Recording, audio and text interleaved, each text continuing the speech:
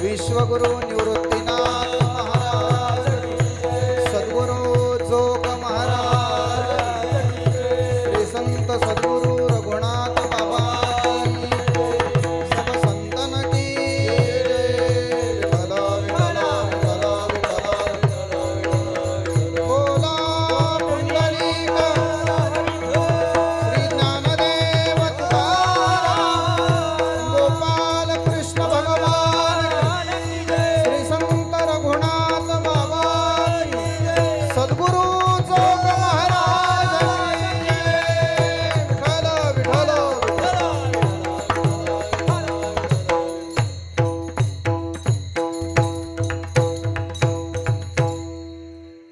मैं भूली घर जाने बाट, मैं भूली घर जाने बाट, गोरस बेचने आई हाट। कान्हा रे मनमोहन लाल, सबही विसरू देखे गोपाल। कहा पगडारू देखे अनेरा, कहा पगडारू देखे अनेरा, देखा तो सब वही ने घेरा। कान्हा रे मनमोहन लाल, सबही विसरू देखे गोपाल। हो तो थकीत भाई रे थुका, हो तो थकीत बाई रे तुका, भागा रे सब मन का धोका। कान्हा रे मनमोहन लाल, सबही विसरू देखे गोपाल। योऽन्तः प्रविश्य मम वाचमिमां प्रसुप्तां सञ्जीवयत्य किल शक्तिधरस्वधाम्नाम्। अन्यंश्च हस्तचरणश्रवणत्वगादीन् प्राणान्नमो भगवते पुरुषाय तुभ्यं।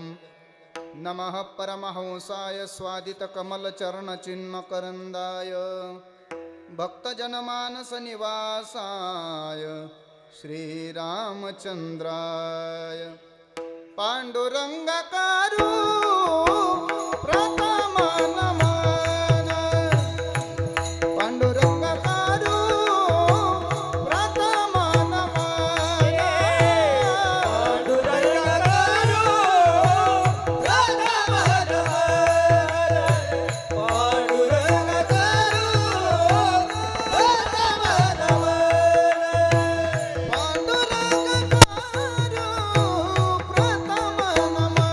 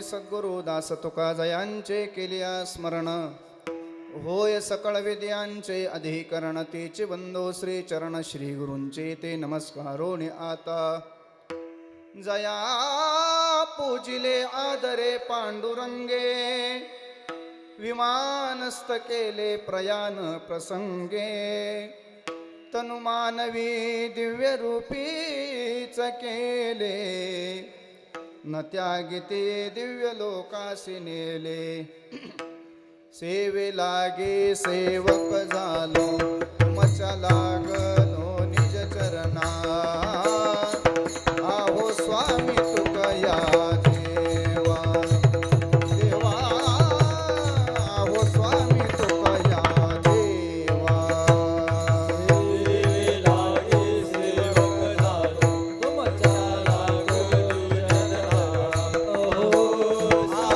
स्वामी तुकया देवा आहो स्वामी तुकया देवा आहो स्वामी तुकया देवा यावरी न करावा अवेरो आहो स्वामी तुकया देवा देवा आहो स्वामी तुकया देवा आहो स्वामी तुकया देवा यावरी न करावा अवेरो आहो स्वामी तुकया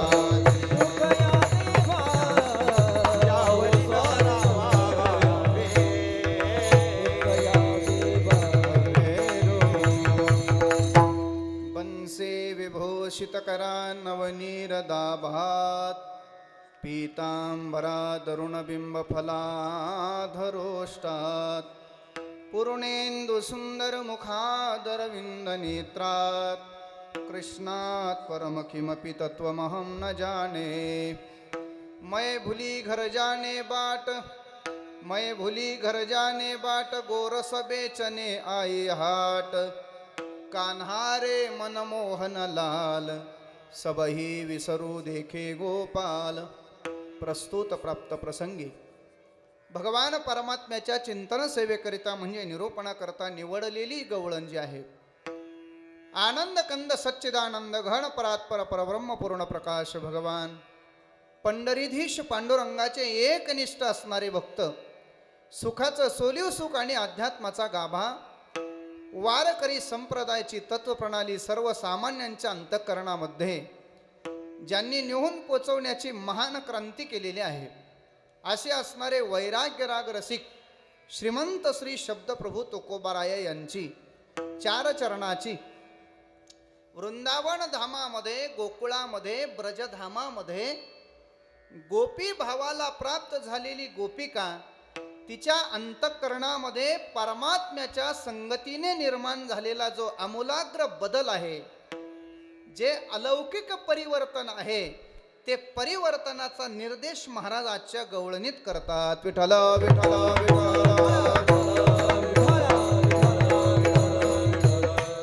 सामान्य जीवनातून अलौकिक जीवनाकडे अजून सांगू तुम्हाला व्यवहारातून अध्यात्माकडे जिची वाटचाल आहे सामान्य जीवनाकडून अलौकिक जीवनाकडे जिची वाटचाल आहे लौकिकातून अलौकिक दशा तिला जी प्राप्त झाली ती अलौकिक दशेचं वर्णन महाराजांनी आजच्या अभंगात करत असताना तिला ही अलौकिक दशा कशाप्रमाणे प्राप्त झाली का बरं प्राप्त झाली याचं दिग्दर्शन महाराजांनी आजच्या गवळणीमध्ये केलेलं आहे त्या गवळणीच्या संबंधाने आपण चिंतन करण्या अगोदर अल्पसा परिहार तो असा आपल्याला सगळ्यांनाच ज्ञात आहे श्री क्षेत्र पिंपळगाव कोंझिरा बरोबर ना अशा या पवित्र तीर्थक्षेत्रामध्ये भव्य आणि दिव्य अशा स्वरूपाचा हा सोहळा हरिभक्त परायण गुरुवर्य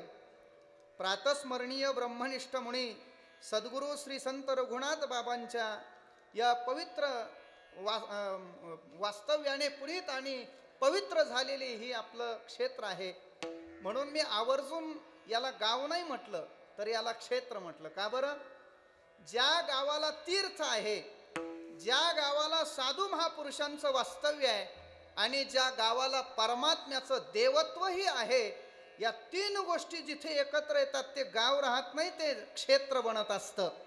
आणि म्हणून या तीनही गोष्टी आपल्या गावाला सुलभतेनं प्राप्त झालेल्या असल्यामुळे या गावाला क्षेत्राचा दर्जा प्राप्त झालेला आहे.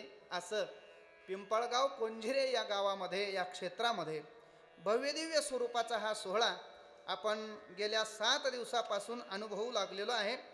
मला वाटतं आपण ज्या मंदिराची प्राणप्रतिष्ठा गेल्या वर्षी केलेली आहे, 2 वर्ष झाले का, 2 वर्षापूर्वी, तर त्या प्राणप्रतिष्ठेचं औचित्य साधून आणि सद्गुरूंचं वास्तव्य झालं म्हणून त्यांच्या पुण्यतिथीचं औचित्य साधून हा सोहळा आपण या ठिकाणी उभारलेला आहे. अतिशय देखण्या स्वरूपाचा हा सोहळा आहे बरं का. मला असं वाटतं ज्ञानोबारांच्या शब्दांच्या मध्ये अगदी काटेकोरपणे बसणारा हा आपला सोहळा आहे. ज्ञानोबाराय म्हणतात, ज्याप्रमाणे उन्हाळ्याच्या दिवसात उन्हाळा संपता आणि पावसाळा लागण्याच्या अगोदर त्याच्या संध्यांशामध्ये एखाद्या झाडाची पिकलेली पानं गळून पडावी आणि त्याला नवीन पालवी फुटल्यानंतर ते झाड जसं लावण्याच्या नव्हाळीत आलेलं जसं दिसतं ना, मनमोहक आणि मधुर अशा पद्धतीचं त्याचं स्वरूप पाहावं आणि पाहतच राहावं त्याच्या पालवीकडे, अशा पद्धतीचा भाव आपल्या सोहळ्याला प्राप्त झालेला आहे. ज्ञानोबाराय म्हणतात, का वर्षाकाळी लावण्याची नव्हाळी, लावण्याच्या नव्हाळीमध्ये आलेला आपला हा सप्ताह आहे, देखण्या स्वरूपाचा आहे. म्हणून परमात्म्याला एकच विनंती, आमच्या सप्ताहाला नजर लागू नये एवढी व्यवस्था कर बाबा. विठ्ठल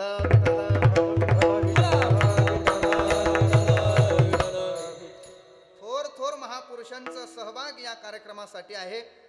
कैलासवासी हरिभक्त परायण अशोकराव मोरे, कैलासवासी हरिभक्त परायण सीताराम महाराज थोरात विरगावकर, हरिभक्त परायण कैलासवासी यशवंत तुळशीराम करपे वकील अण्णा पिंपळगावकर यांच्या शुभ प्रेरणेनं हा सोहळा सुरू आहे. आणि हरिभक्त परायण श्री रामप्रसाद महाराज कवडे सुकेवाडीकर यांच्या मार्गदर्शनाखाली हा सोहळा सुरू आहे. आणि म्हणून पाहता पाहता आपला हा सोहळा पूर्णत्वाच्या दिशेनं गेलेला आहे, सांगतेच्या दिशेनं गेलेला आहे. म्हणजे आपला हा सोहळा, आज आपल्या या सोहळ्याची सांगतेचं कीर्तन आहे. या कीर्तनाला प्रसादाचं कीर्तन म्हणतात, या कीर्तनाला आनंदाचं कीर्तन म्हणतात, या कीर्तनाला समाधीचं कीर्तन म्हणतात, आणि या कीर्तनाला काल्याचं, समारोपाचं आणि पूर्णत्वाचं कीर्तन म्हणतात. विठ्ठल विठ्ठल.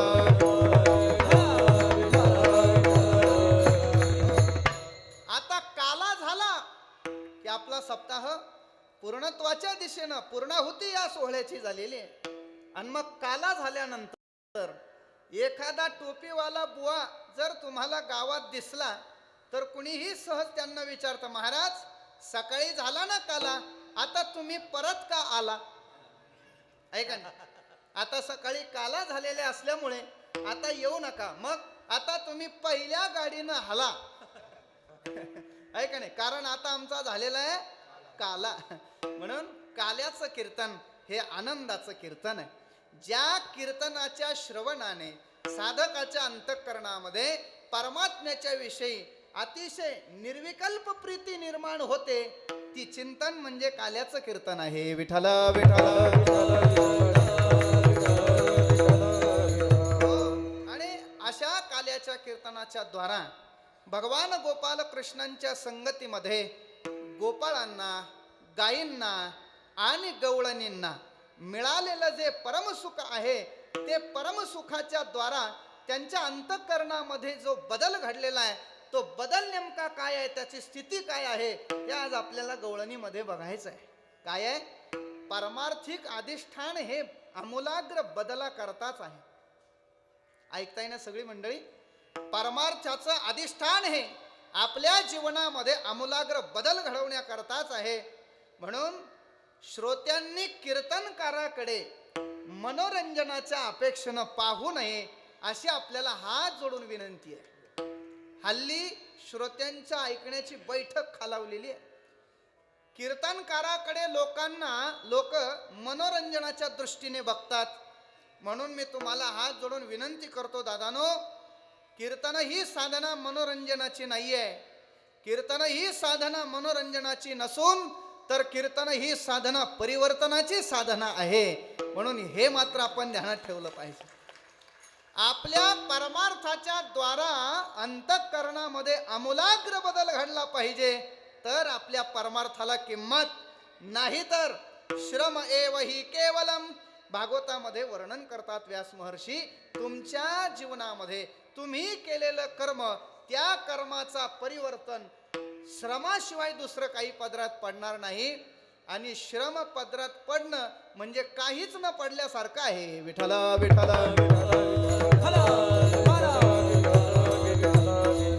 म्हणून परिवर्तन घडलं पाहिजे अशी साधना आपल्या जीवनामध्ये असली पाहिजे. जीवाचं आणि शिवाचं मायेच्या आवरणाच्या द्वारा अविद्येचा संग केल्यामुळे आपलं आणि देवाच्या मध्ये जे करोडो किलोमीटरचं अंतर निर्माण झालेलं आहे, आपल्या साधनाच्या द्वारा ते अंतर हळूहळू हळूहळू हळूहळू कमी झालं पाहिजे आणि परमात्म्याची कृपा आपल्यावर झाली पाहिजे, ही भावना आपल्या साधनेत असली पाहिजे.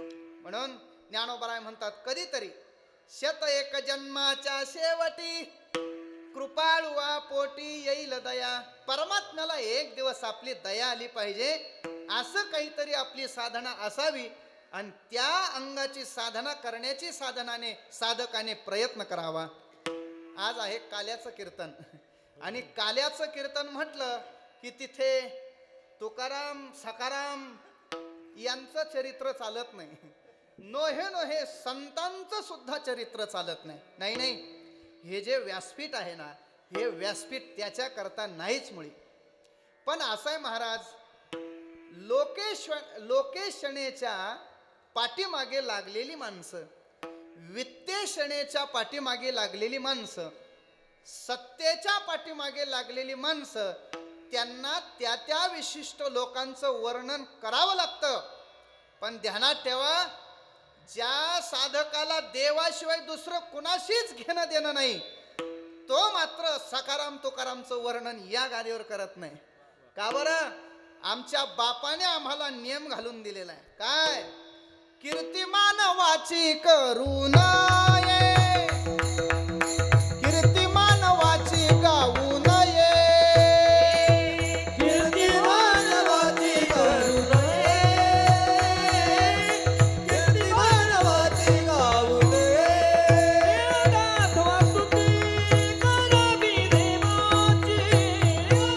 वस्तुती करावी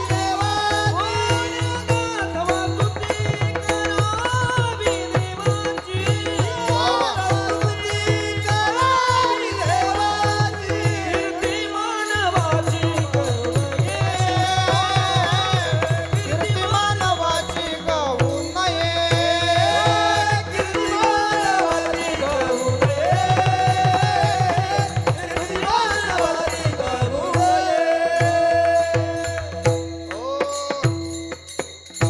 कमीत कमी या गादीवर तरी कीर्ती मानवाची गाऊ नये. मानवाची कीर्ती गायल्यानंतर काय लाभ प्राप्त होतो आणि काय तोटा प्राप्त होतो ऐका. मानवाची कीर्ती, देवाची कीर्ती गायण्याचं सोडून सामान्य मानवाची जर आपण कीर्ती गाऊ लागलो तर वाणी ही वाणी राहत नाही. मग काय होते तर चर्मकाराचं कुंड तयार होतं. आणि जर त्याच वाणीने संतांचं वा भगवंताची कीर्ती जर गायली तर काय लाभ प्राप्त होतो ज्ञानोबराय वर्णन करतात. ज्ञानोबराय म्हणतात, बाबा रे, आपल्या जीवनामध्ये ज्या मोक्षाकरता आपण जन्मोजन्मापासून अट्टहास करू लागले, मोक्ष मिळाला पाहिजे, आम्हाला आनंद मिळाला पाहिजे, मुक्तीच्या सिंहासनावर आम्हाला आरूढ होता आलं पाहिजे, पण आम्हाला परिणामी ते मिळत नाही. मग साधू महापुरुषांच्या चरित्राचं, भगवंताच्या चरित्राचं श्रवण वा गायन केलं असता ती मुक्ती, जी मुक्ती आपल्याला इतर मार्गाने मिळत नाही, ती मुक्ती मोक्ष तात्काळ त्या जीवाला प्राप्त होतो. हे त्या चिंतनातलं लाभ आहे. म्हणून ज्ञानोबराय म्हणतात, जे मुक्ता ते निर्धारिता लाभे आपुलीच मुक्तता जैशी दीपे दिसे पाहता आपुलीच वस्तू जे मुक्ता ते निर्धारिता मुक्त महात्म्याच्या चरित्राचं वर्णन निर्धार करणे आणि लाभे आपुलीच मुक्तता त्या साधनेचा परम लाभ आहे. विठ्ठल विठ्ठल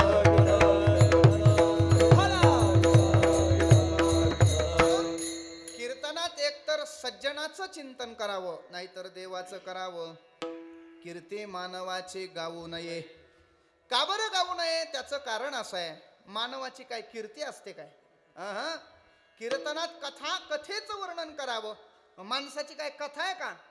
ज्ञानोबारांच्या जीवन चरित्राची कथा आहे, जगद्गुरु तुकोबारांच्या जीवन चरित्राची कथा आहे, भगवान गोपाल कृष्णांच्या जीवन चरित्राची कथा आहे.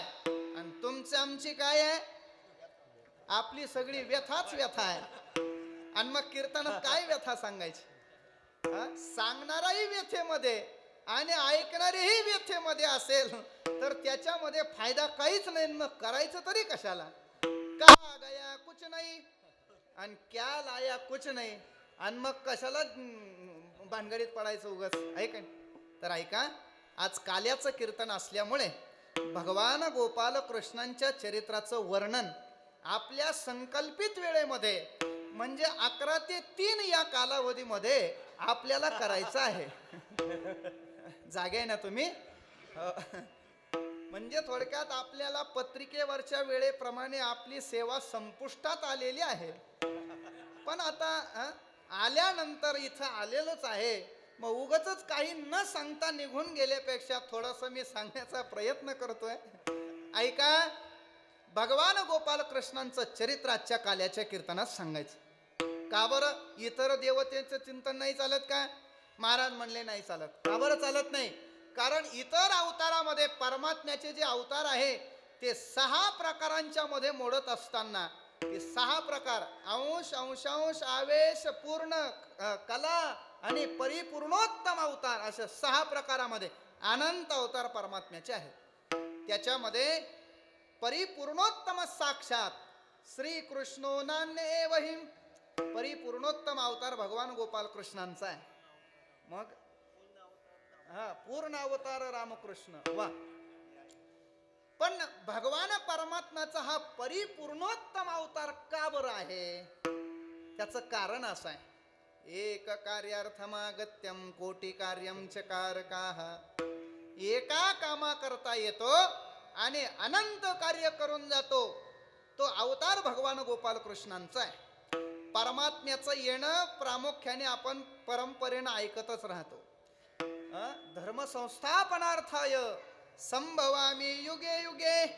पण धर्माचं स्थापना करण्याकरता साधूचं रक्षण करण्याकरता हे जरी कार्य भगवंताचं प्रथम असेल पण त्याचं येणं अनंत कार्य करता आहे. जे परमसुख त्याला वैकुंठात मिळत नाही त्या परमसुखाचा आनंद घेण्याकरता तो पुन्हा या ठिकाणी येत असतो.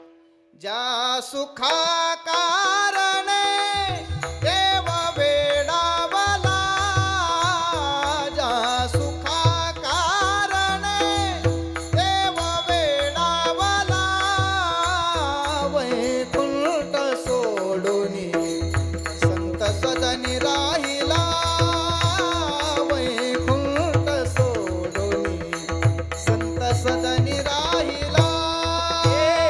त्या सुखा कारणे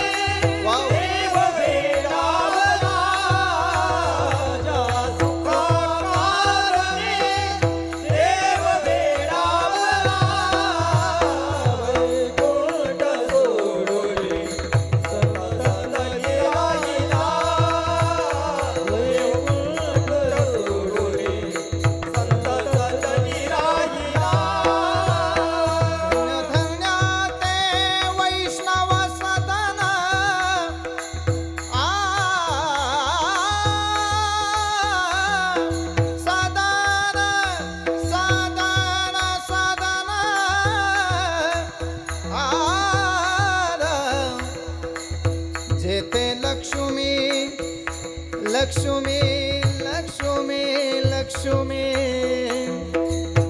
सहित शोभे नारायण, जेथे लक्ष्मी सहित शोभे नारायण, सुखाकारण देव वेडावला, राजा सुखाकारणी देव वेडावला, वैकुंठ सोडून संत सदनी राहिला. श्रीराम जय राम जय जय राम, श्रीराम जय राम जय जय राम. आणि म्हणून बहुउद्देशीय अवतार म्हणजे भगवान गोपाल कृष्णांचा आहे. विठ्ठल विठ्ठल. आणि मग तो इथे आल्यानंतर एक कार्यार्थमागत्यम कोटी कार्यम चकारकः, एका कामा करता येतो आणि अनंत कार्य करून जातो, त्याला भगवान गोपाल कृष्ण म्हणतात. अशा परिपूर्णोत्तम भगवान गोपाल कृष्णांचं चरित्र काल्याच्या कीर्तनामध्ये वर्णन करायचं आहे, उच्चार करायचा आहे. बरं, भगवान परमात्मा या मृत्यू लोकामध्ये जवळजवळ 125 वर्ष इथे राहिलेले आहेत, म्हणजे 125 वर्ष. मग त्या 125 वर्षामध्ये वृंदावन, गोकुळ, बरसाना म्हणजे जो ब्रजधाम आहे, त्या ब्रजधामामध्ये 25 वर्ष आणि उरलेले 100 वर्ष तो कुठे राहिलाय? द्वारकेला राहिलेला आहे. मग नेमकं तो 25 वर्ष जिथे राहिला त्या चरित्राचं वर्णन करायचं का 100 वर्ष जिथे राहिलाय त्या चरित्राचं वर्णन करायचं? त्याचं वर्णन करत असताना खुलासा महाराजांनी केला. जे चरित्र गोकुळात परमात्म्याने केलेलं आहे तेच चरित्र काल्याच्या कीर्तनात. चरित्र ते उच्चारावे देवी गोकुळे, केले देवी गोकुळे, केले देवी गोकुळे. चरित्र ते उच्चारावे देवी गोकुळे, केले देवी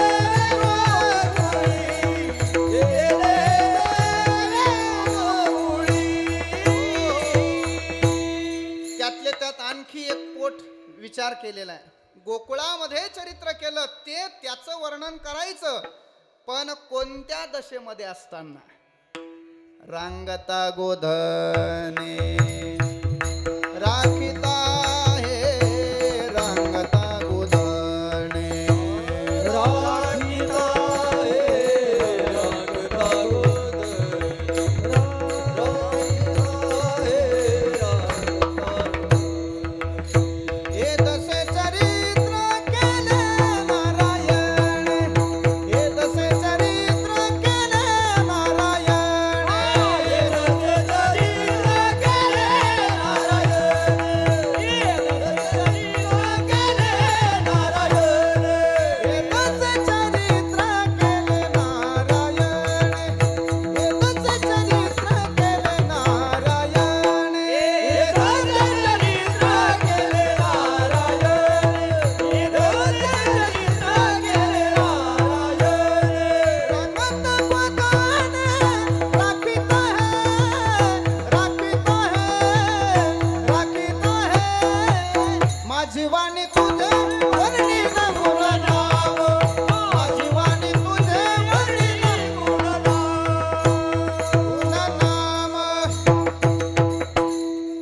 रांगत असताना आणि गोधने राखत असताना जे चरित्र परमात्म्याने केलेलं आहे त्याच चरित्राचा उच्चार. आणि मग काल्याच्या कीर्तनात म्हटले महाराज, रांगत असताना आणि गोधने राखत असताना केलेलं चरित्र फक्त 25 वर्षाचं आहे, पण त्यापेक्षा 100 वर्ष जिथे राहिले ते चरित्र मोठं असलं पाहिजे. मग ते चरित्र सांगायला काय अडचण आहे? तर गुरुवर्य गुरुनाम गुरु सद्गुरु शेखर महाराजांनी पंढरपुरामध्ये खूप गोड चिंतन सांगितलं चातुर्मासामध्ये. त्यांनी सांगितलं भगवान गोपाल कृष्ण हे लीला करत असताना, चरित्र करत असताना 3 अवस्थेमध्ये चरित्र करतात. कोणत्या कोणत्या अवस्था आहे? पहिली अवस्था प्रेम अवस्थेमध्ये असताना केलेलं चरित्र आहे, म्हणजे प्रेमपीठावर विराजमान होऊन केलेलं चरित्र आहे. एक ऐश्वर्य पीठावर विराजमान होऊन केलेलं चरित्र आहे.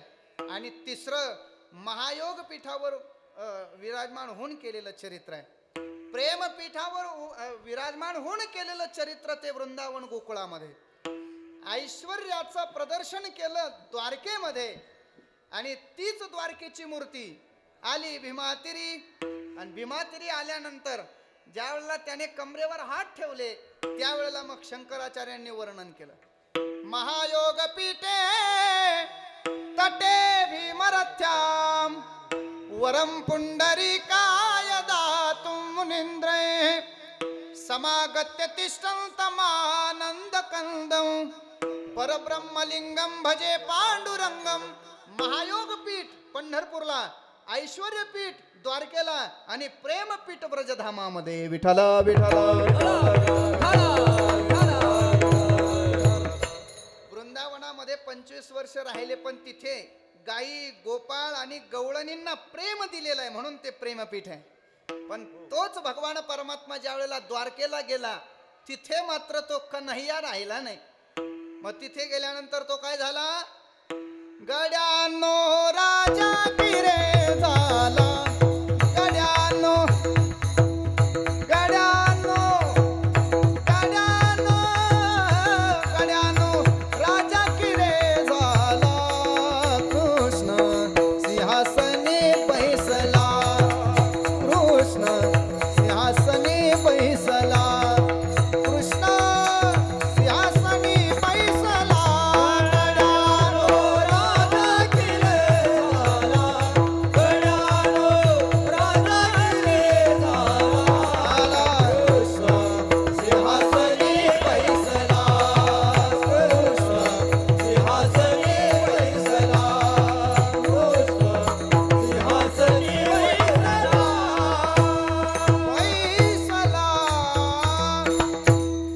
भगवान गोपाल कृष्ण ज्यावेळेला लहान आहे त्यावेळेला इतरांना प्रेम दिलं, पण तोच भगवान श्रीकृष्ण द्वारकेला गेल्यानंतर तिथे प्रेम नाहीये, तिथे ऐश्वर्याचं प्रदर्शन आहे.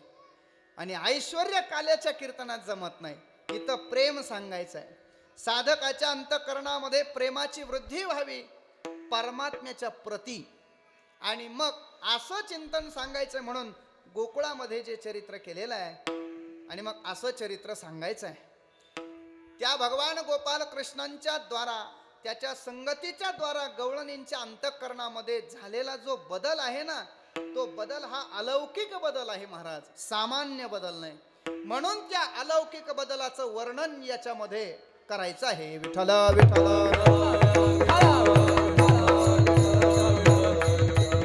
परमात्म्याचं ज्या स्थलावरती प्राकट्य होतं, तिथे आपोआप बदल घडत असतो महाराज. परमात्मा गोकुळामध्ये अवतीर्ण झाले, काय बदल घडला? ज्या गोकुळामध्ये चिंता होती, ती चिंता नष्ट झाली आणि निश्चिंतता भाव हा प्रगट झाला. म्हणजे बदल झाला की नाही? हा हो. चिंता ते पळाली गोकुळा बाहेरे. कधी पळाली? प्रवेश भितरी केला देवे. देवाचं येणं म्हणजे सामान्य दशा नष्ट होणं आणि अलौकिक दशा प्राप्त होणं, हा आमूलाग्र बदल आहे. देवाचं येणं म्हणजे जीवदशा नष्ट होणं आणि शिवदशा त्याला प्राप्त होणं, हा आमूलाग्र बदल आहे. ऐका, देवाचं येणं म्हणजे आत्यंतिक दुःखाचा नाश होणं आणि परम आनंदाची प्राप्ती होणं, हा आमूलाग्र बदल आहे. विठ्ठल विठ्ठल.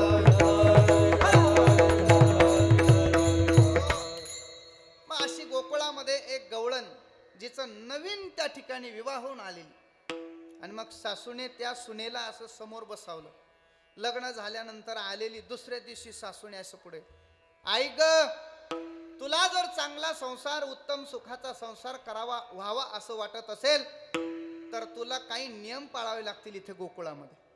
आपणही व्यवहारामध्ये सुनबाई घरात आल्यानंतर तिला कानमंत्र देतो की नाही? आहे ना, इथं सासू आहेत ना, हा, त्या गल्लीत जायचं नाही. हो, अमुक अमुक व्यक्ती तो जर आपल्या घरी काही मागायला आला तर माझ्या गैरहजेरीत त्याला काही द्यायचं नाही. अमुक अमुक अमुक पाटलीनबाई म्हणजे माझी मैत्रीण जीवाची, ती जर आली काही मागितलं तर मी नसताना, मी नसले तरी सुद्धा तिला द्यायचं. हे सगळं कानमंत्र आपली सासू आपल्याला देत असते की नाही? तसं ती सासूबाई सुनेला सांगायला लागली, हे बघ, तुला जर आता व्यवस्थित तुझा प्रपंच व्हावा असं वाटत असेल तर तुला एक नियम पाळावा लागेल. तिने हात जोडले, सासूबाई काय नियम पाळावा लागेल सांगा. तर तिने सांगितलं, या गोकुळामध्ये एक परिपूर्णोत्तम भगवान गोपाल कृष्ण आहे, हा, आणि मग त्याच्या नादाला कधी लागायचं नाही. त्याच्या नादाला जर तू लागली तर तुझा संसार संपलाच म्हणून समजायचं. मग तिने सांगितलं, ठीक आहे, काही अडचण नाही. ज्याची माझी ओळखच नाही, ज्याला मी कधी पाहिलेलंच नाही, आणि मग त्याच्या नादाला मी कशाला लागणार? आता एकाच्या नादाला लागलेले असल्यामुळे आता पुन्हा दुसऱ्याच्या कशाला नादाला लागू? आणि मग ठीक आहे म्हणले, काही हरकत नाही. आणि मग काय झालं, गोकुळामध्ये अशी प्रथा आहे की गाया दुधाचा, दह्या तुपाचा व्यवसाय त्यांचा असल्यामुळे सकाळी सकाळी पहाटे ब्रह्ममुहूर्तावर उठायचं आणि त्या दह्याचं घुसळण करायचं. लोणी एका बाजूला, ताक एका बाजूला, तूप एका बाजूला, आणि मग ते घागरीमध्ये घ्यायचं आणि मथुरेच्या बाजाराला निघायचं. असं सकाळी सकाळी त्या मथुरेच्या बाजाराला निघणार, तेवढ्यात त्या सासूने आपल्या नवीन सुनबाईच्या बरोबर राहणारी जी सखी आहे तिला सांगितलं, म्हटले, बघ, ही नवीन आहे, हिला अनुभव नाही, मथुरेच्या बाजाराला आता तुम्ही जाणार आहेत, हिला सारखं सारखं सांगत राहायचं. काय, तो जर आला तर त्याच्याकडे कृपा करून बघायचं नाही, आणि जर तू त्याच्याकडे पाहिलं तर मग तू व्यवहार शून्य झाल्याशिवाय राहणार नाही. ती सारखी सारखी तिला सांगायला लागली. आपल्या डोक्यावर घागरी घेतल्या आणि मथुरेच्या बाजाराला निघाल्या. त्या कशा निघाल्या याचं वर्णन नाथांनी केलेलं आहे. कशा निघाल्या, दुडीवर दुडी गवळणी साथे निघाली, दुडीवर दुडी गवळणी साथे निघाली, दुडीवर दुडी गवळणी साथे निघाल्या, दुडीवर दुडी गवळणी साथे निघाल्या. गवळणी गोरस, गवळणी गोरस मन विसरली, दुडीवारी दुडीवारी दुडीवारी दुडी गवळणी साथे निघाल्या, दुडीवारी दुडी गवळणी साथे निघाल्या. गवळणी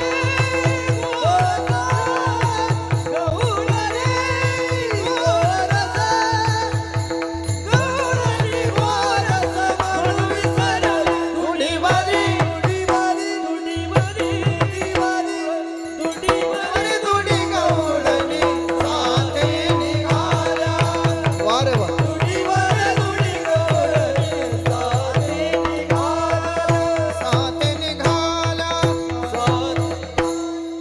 गवळणी मथुरेच्या बाजाराला निघत असताना आपल्या डोक्यावर 3 घागरी घेतलेल्या आहेत. आणि मग 3 त्या घागरी कशा कशाच्या आहेत ऐका. एक घागर दुधाची आहे, एक घागर तुपाची आहे, आणि एक घागर दह्याची आहे. मग आता तुम्ही सगळ्या दुधा तुपाच्या संपर्कात असलेल्या माय मावल्या, तुम्हाला मी प्रश्न विचारतो. त्या गवळणीनं आपल्या डोक्यावर जर 3 घागरी घेतलेल्या असेल तर तिने पहिली घागरी नेमकं कोणत्या पदार्थाची घेतलेली आहे, मी तुम्हाला विचारतो. तुम्ही जर योग्य उत्तर जर दिलं तर मी येवल्यावरून माझ्या खिशात चांदीचं नाणं घेऊन आलेलो आहे. पण योग्य उत्तर दिल्यावर सांगा बरं, तिने पहिली घागर कुठली घेतली असली पाहिजे? तुम्ही सांगा. दह्याची. मी चहा पिऊन येऊ का? ठरवा तुमचं काय आहे ते. कशाची घेतली असेल? तुपाची, पहिली घागर तुपाची, दुसरी दह्याची. आणि दही जर चालता चालता दह्याने जर तुपात उडी घेतली तर तुपाचं काय होईल सांगा मला? तुपाचा नाश होईल का नाही? मग पहिली घागर तुपाची जमेल का? नाही जमणार. मग पहिली कुठली घेतली पाहिजे?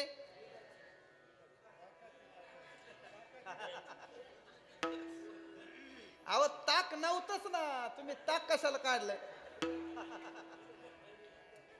पहिली घागर तिने घेतली दुधाची, बरोबर आहे? बरोबर आहे का? आणि जर कदाचित दह्याने पुन्हा दुधात उडी मारली तर दुधाचं दूध राहील का? ऐका, पहिली घागर घ्यायची ती दह्याची, दुसरी घागर घ्यायची ती दुधाची, आणि तिसरी घागर घ्यायची ती तुपाची. त्याचं कारण असं आहे, साधकाची साधना सुद्धा या तीनच प्रकाराने चढता क्रम असला पाहिजे. ऐका, एक ज्ञान प्रधानाची घागर आहे, एक उपासना प्रधान घागर आहे, आणि एक भक्ती प्रधान घागर आहे. ऐका, अगोदर परमार्थामध्ये पदार्पण करत असताना उपासनेच्या द्वारा पदार्पण करायचं, उपासना करायची. उपासनेच्या द्वारा ज्ञान प्राप्त होणार, आणि ज्ञानाच्या द्वारा भक्तीच्या प्रांगणामध्ये पदार्पण करायचं.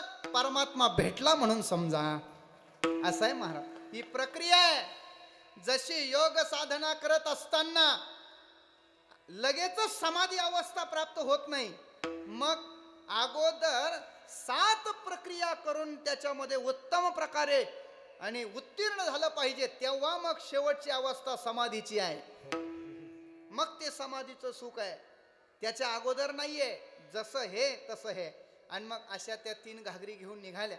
पण घागरी घेऊन जात असताना ती सखी तिच्या मैत्रिणीला सारखं सांगत होती, हे बघ, सासूबाईनं सांगितलेलं तुझ्या ध्यानात आहे का? तुमच्या ध्यानात आहे का? काय सांगितलं? तो जर आला तर त्याच्याकडे बघायचं नाही. सारखं सारखं सांगू लागली. शेवटी आपल्या सखीला तिनं विचारलं, म्हणले काय ग, माझी सासू मला सारखी सांगत होती तो आला तर त्याच्याकडे बघू नको, तू पण मला सारखी सांगायला लागली तो आला तर त्याच्याकडे बघू नको. मग तो म्हणजे नेमका कोण? त्याचं काहीतरी वर्णन मला सांग, म्हणजे मला कळेल तो आलाय माझ्या पुढे म्हणून. आणि मग तिने सांगितलं, ऐक त्याचं वर्णन. काला काला होगा. कसा असणार आहे? माझ्याकडे बघा म्हणजे कळेल तुम्हाला. काला काला होगा, मुरली वाला होगा, घुंगराले बाल होंगे, साथ में ग्वाल होंगे. आणि मग असं सगळं वर्णनाचा जर तुझ्या समोर आला तर त्याच्याकडे बघायचं नाही. डोक्यावर घागरी आहेत, पण अंतर्मुख झालेल्या गोपिका, डोक्यावर जरी दही दूध तुपलोणी असलं पण तरी सुद्धा आपल्या डोक्यावर दही दूध तुपलोणी नसून तर आपल्या डोक्यावर काय आहे तर आपण आपल्या घागरीमध्ये कृष्ण रस आणलेला आहे. हा भाव त्या गोपिकांचा आहे. त्या काय पिंपळगावच्या होत्या काय? त्या जाण वेद गर्भीच्या श्रुती, परमात्म्याचं परमदर्शन व्हावं याच्या करता त्या तिथे वृंदावनामध्ये आलेल्या होत्या. विठ्ठल विठ्ठल.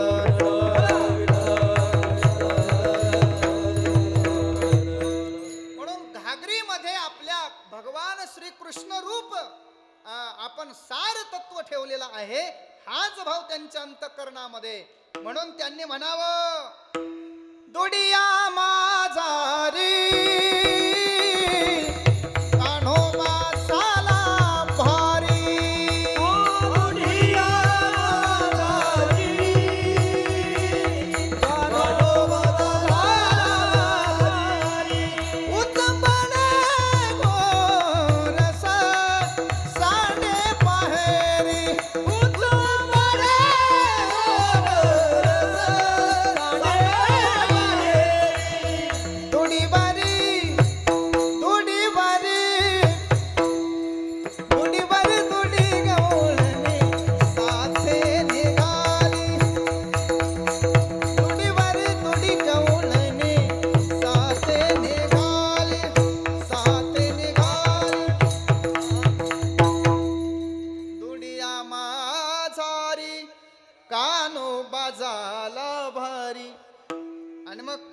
अवस्थेमध्ये मथुरेच्या बाजाराला त्या गेल्यानंतर ज्या साथेला सगळ्या गोपिका अशा बसल्या, तर बाजाराला गेल्यानंतर आपण जो पदार्थ नेलेला आहे, जी वस्तू नेलेली आहे, त्या वस्तूची मार्केटिंग आपल्याला जमली पाहिजे, आहे का नाही?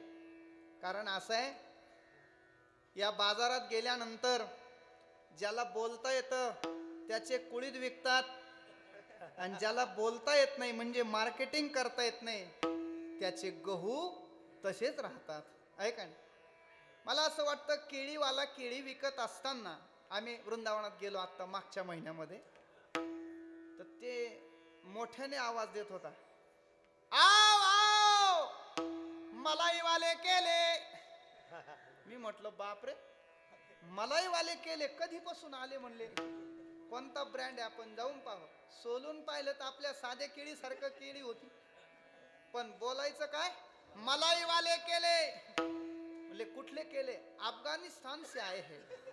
मग जळगावची केळी 20 रुपये डझन आणि त्याची केळी 80 रुपये डझन विकायची. महाराज याचं कारण असं आहे, त्याला बोलता येतं म्हणून. आणि मग आपल्या मालाची मार्केटिंग जमली पाहिजे. तुकोबारांनी केली की नाही? डोक्यावर आपला माल घ्यावा आणि तुकोबारांनी घरोघरी जाऊन आपल्या मालाची मार्केटिंग करावी. देव घ्या कोणी, देव घ्या कोणी, देव घ्या कोणी, देव घ्या कोणी, देव घ्या कोणी, देव घ्या कोणी. टाळी वाजवा मायबाप. देव घ्या कोणी, देव घ्या कोणी. आयताला घर पुसोने, आयताला घर पुसोने, आयताला घर पुसोने, आयताला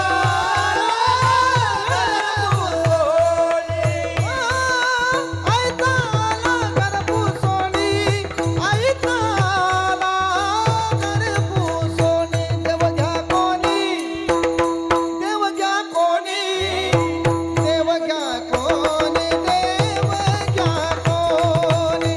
देव घ्या कोणी, देव घ्या कोणी, देव घ्या कोणी, देव घ्या कोणी, देव घ्या कोणी, देव घ्या कोणी, देव घ्या कोणी, देव घ्या कोणी, देव घ्या कोणी, देव घ्या कोणी, देव घ्या कोणी.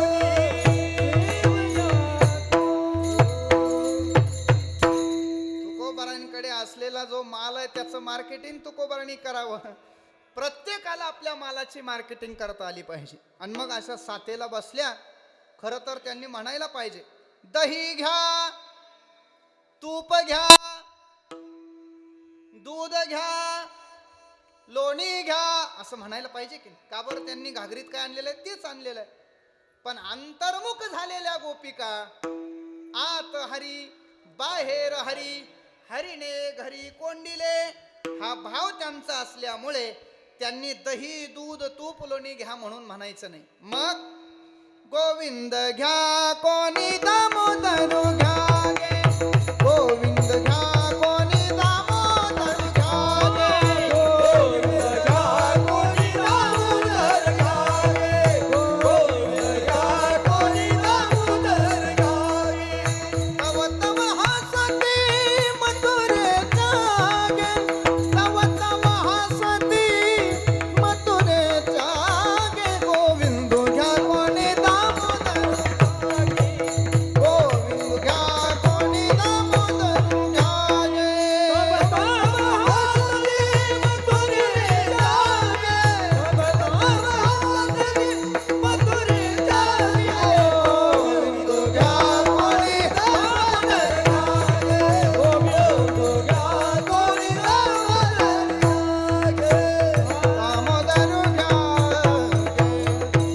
मग तव तव हसते मथुरेच्या गे. मथुरेचे लोक हसायला लागले, पण तिला माहिती होतं तिने तुकोबारांचा गाथ्याचं पारायण केलेलं असल्यामुळे त्या गवळणी हसणाऱ्यांकडे बघतच नव्हत्या महाराज. कारण तुकोबारांनी त्यांना शिकवलंय, तुका म्हणे हसे जन नये कान तये ठाय. तिकडं लक्ष द्यायचं नाही. का बरं? हसतील त्याचे दात दिसतील, दिसू द्यायचे. हसणाऱ्यांकडे बघायचं नाही महाराज. ऐका, ज्याला यशाचं शिखर गाठायचं आहे त्याने पाठीमागे हसणाऱ्यांकडे बघायचं नाही. मला असं वाटतं, नामदेवरांनी जर हसणाऱ्यांकडे लक्ष दिलं असतं तर नामदेवरांना पांडुरंगाच्या पायाजवळ जागा मिळाली नसती. ध्यानात घ्या बरं. नामदेवरांच्या वरती हसणारे काय बाहेरचे होते का? काय बांगलादेशावरून आलेले होते का? घरातली मंडळी नामदेवरांना हसत होती. काय गोड वर्णन आहे. गणानी गोत्रज सर्व हसताती मज. बरं, हसले तेवढ्यापर्यंत ठीक आहे, पण काय बोलण्याची मजल महाराज. गेले याचे मनुष्यपणा येणे सांडी आली लाज. पण नामदेवरांनी पाहिलं नाही महाराज. विनोवितो शिंपिना दोन्ही करा जोडून. नामदेवरांनी त्यांच्याकडे लक्ष दिलं नाही आणि परिणाम काय झाला? एकाच तिथीला, एकाच दिवशी, एकाच वेळेला घरातल्या 14 लोकांना पांडुरंगाने आपल्या पायाजवळ घेतलं. नामदेवरांनी पाहिलं नाही याचा परिणाम. काय कमाल आहे. म्हणून हसणाऱ्यांकडे पाहू नका. नये कान तये ठाई. आणि मग असा बाजार असा भरला महाराज. रंगात बाजार आला आणि रंगात बाजार आल्यावर पण सारखी सारखी ती सखी तिच्या मैत्रिणीला सांगायला, हे बघ सासूबाईनं सांगितलेलं तुझ्या ध्यानात आहे का? मी पण तुला, तो जर आला तर बघू नको. तिने सांगितलं, अगं काय तो आला आणि तो अजिबात पाहणार नाही. पण काय योगायोग, काय तिचं भाग्य उदयाला आलं. भाग्य उदयेन बहुजन्म समर्जितेन. अनंत जन्माचं भाग्य उदयाला आलं. आणि जो भगवान परमात्मा योगी यांच्या ध्यानी ध्याता नातुडसी असा भगवान परमात्मा, जो वेदालाही कळालेला नाही, जो ऋचांनाही अकलनीय आहे, जे ज्ञानोबराय स्वतःला मुक्त कैवल्य ज्ञानोबराय असतील तर त्या ज्ञानोबराय सुद्धा त्याच्या ज्ञानाच्या दृष्टीने अकलनीय ठरलेले आहेत. कसं काय? ज्ञानोबराय म्हणतात, देवा तुझ सगुण म्हणो की निरगुण रे, तुझ स्थूल म्हणो की सूक्ष्म रे, अनुमाने ना. हे जर ज्ञानोबरांचे विचार आहेत तर आपलं कसं काय आहे? आपलं अवघडच आहे की नाही? मग असा भगवान परमात्मा पण तिच्या परमभाग्याने असा त्याच साथेला येऊ लागला. आता यशोदा मैयाने पाठवला असेल बाजाराला, पिशवी घेतली निघाली. आणि मग भगवान परमात्मा असा त्या साथेला येऊ पाहता त्या सखीनं पाहिलं तर तिने सावध केलं बरं का त्या नवीन सुनबाईला, हे बघ आपल्या साथेला तो येऊ लागलेला आहे. आता तो जर तुझ्या समोर आला तर त्याच्याकडे बघू नको. आणि मग तिने सांगितलं, ठीक आहे बाई, अजिबात पाहणार नाही. आला बरं का जवळ, आता 2 पावलात तुझ्या समोर उभा राहणार आहे. मग हे सगळं पण पाहायचं नाही बरं. मग ती विचार करायला लागली, माझ्या सासूबाईने मला सांगितलं तो आला तर बघायचं नाही, तू पण मला सारखं सांगते तो आला तर बघायची नाही. तर माणसाची अशी खोड असते महाराज, जे पाहू नको म्हणलं का ते पाहिल्याशिवाय माणूस राहत नाही. तो माणूसच ना. आपल्या सुद्धा आपल्या पोराला जर म्हणा बरं तुम्ही, ए त्या गल्लीला जाऊ नको, तो मागच्या दाराने जाऊन पाहत महाराज. ते पाठीमागच्या गल्लीला काय म्हणाली जाऊ नको म्हणून जाऊन पाहत ते. तशी गोपिका म्हणाली, सासूने सांगितलं पाहू नको आणि माझी सखी म्हणते मला पाहू नको, पण पाहिल्याशिवाय कसं कळेल? याच्या करता काय केलं पाहिजे? पाहिलं पाहिजे. आणि मग समोर आलेला भगवान कृष्ण कन्हैया या गोपिकेनं आपली नजर आपल्याला जे तत्व पाहू नको म्हणत होत्या ते तत्व पाहण्याकरता वरती पाहिलं आणि काय कमाल झाली. देखिएला डोळा पाहिला पाहिला नंदाचा नंदन, पाहिला पाहिला नंदाचा नंदन, पाहिला पाहिला नंदाचा नंदन, पाहिला पाहिला नंदाचा नंदन. हो तेने वेदियले मन, तेने वेदियले मन, तेने वेदियले मन. हो. वेदियले मन, तेने वेदियले मन, तेने वेदियले मन. पाहिला पाहिला नंदाचा नंदन, पाहिला पाहिला नंदाचा नंदन, पाहिला पाहिला नंदाचा नंदन, पाहिला पाहिला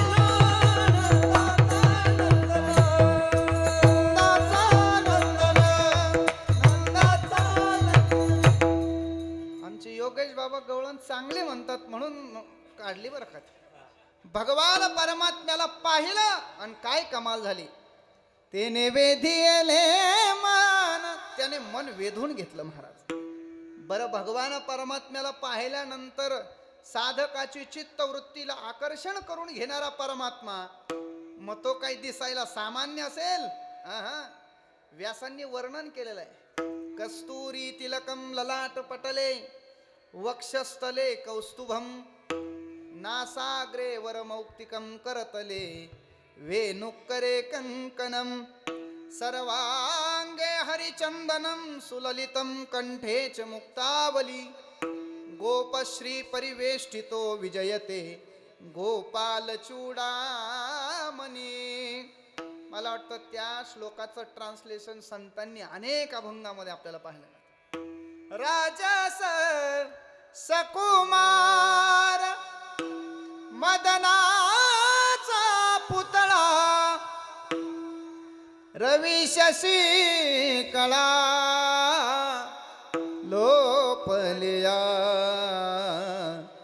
कस्तुरी मळवट चंदनाची उटी. मनमोहक आणि चित्ताला आकर्षित करून घेणारा त्याचा सुंदर चेहरा, सुंदर सुंदर कमलमुख, आणि ते त्या गोपिकेनं पाहिलं आणि विदेही अवस्थेला प्राप्त झाली. ऐका, परमात्म्य तत्वाचा अनुभव घेतल्या घेतल्या साधकाची वृत्तीमध्ये परिवर्तन होतं. हे परमात्म्याच्या अस्तित्वाची विशेषता आहे. विठ्ठल विठ्ठल.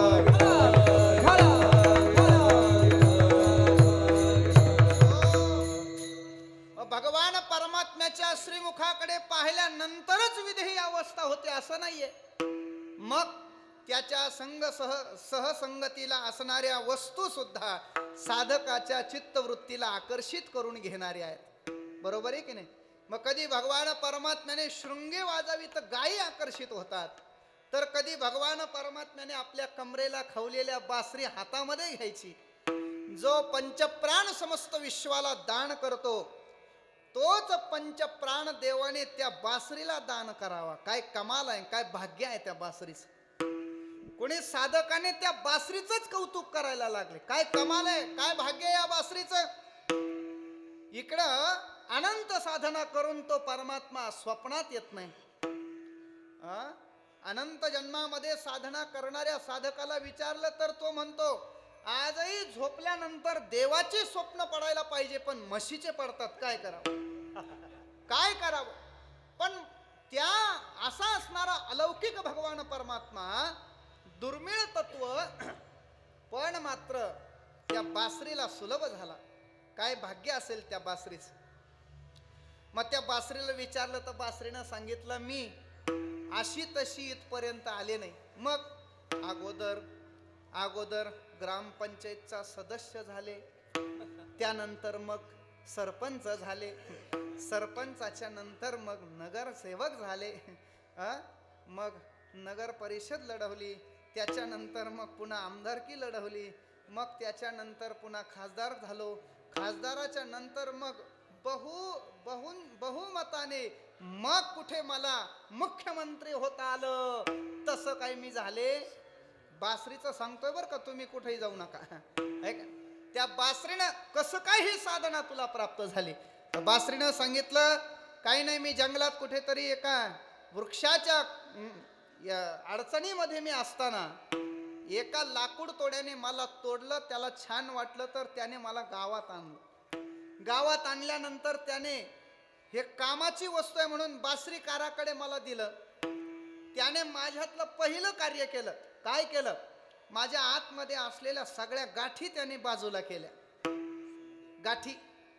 आणि मग त्या गाठी बाजूला केल्यानंतर मी आतून मोकळी झाले. आणि मग त्याने मला 9 प्रकारचे छिद्र पाडले महाराज. 9 छिद्र पाडले. 7 सप्तसुरांचे 7. 8वं भैरवी वाजवण्याकरता, आहे का नाही, कोमल. आणि 9 ज्याच्यामध्ये हवा फुंकायची आहेत ते 9 छिद्रे.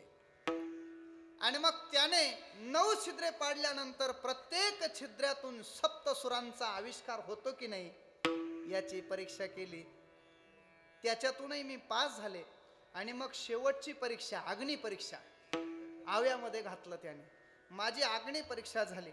नशीब माझं चांगलं, तर त्याही परीक्षेमध्ये मी पास झाले आणि मग इथपर्यंत आले. हे मी कशाचं सांगतोय? कशाचं सांगतोय? बासरीचं सांगतोय. बासरीचं सांगतोय. अहो ऐका, हा देह सुद्धा बासरी आहे. या देहाला जसं त्या बासरीकाराने 9 छिद्र केले, तसे या देहाला सुद्धा परमात्म्याने 10 छिद्रे दिलेले आहेत. हा, बंगला खूब बनाया बे, अंदर नारायण सोया बे. 10 दरवाजे या देहाला है. इस बंगले को 10 दरवाजे, बीच पवन का खंबा. या देहरूपी बासराला 10 दरवाजे आहेत. पण 10वा दरवाजा सद्गुरूच्या कृपेनं उघडतो, तो बंद आहे, ध्यानात ठेवा. आणि मग ज्याप्रमाणे ती बासरी सर्वांगाने कृष्ण रसाने सप्तसुरांचा आविष्कार करू लागली, त्या संबंधाने सुद्धा या देहाने सुद्धा सर्वांगाने त्याचं चिंतन करावं. पांडुरंग ध्यानी पांडुरंग माने, पांडुरंग ध्यानी पांडुरंग माने, पांडुरंग ध्यानी पांडुरंग माने, वा वा. पांडुरंग ध्यानी पांडुरंग माने. जागृती स्वप्नी पांडुरंगा, जागृती स्वप्नी, हर जागृती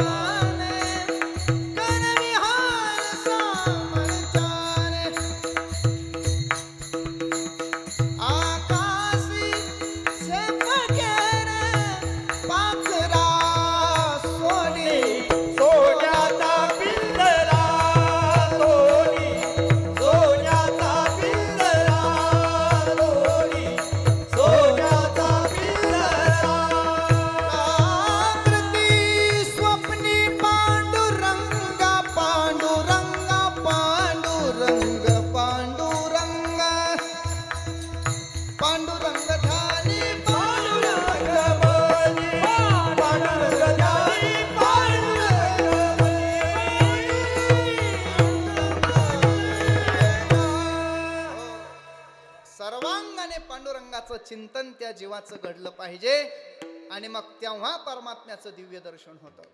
परमात्म्याने ती बासरी आपल्या अधरष्टावर ठेवावी आणि भगवान परमात्म्याने ती बासरी वाजवावी. महाराज अतिशय मधुर मनमोहक गोड बासरी परमात्म्याने वाजवली. नाथांनी वर्णन केलेलं आहे.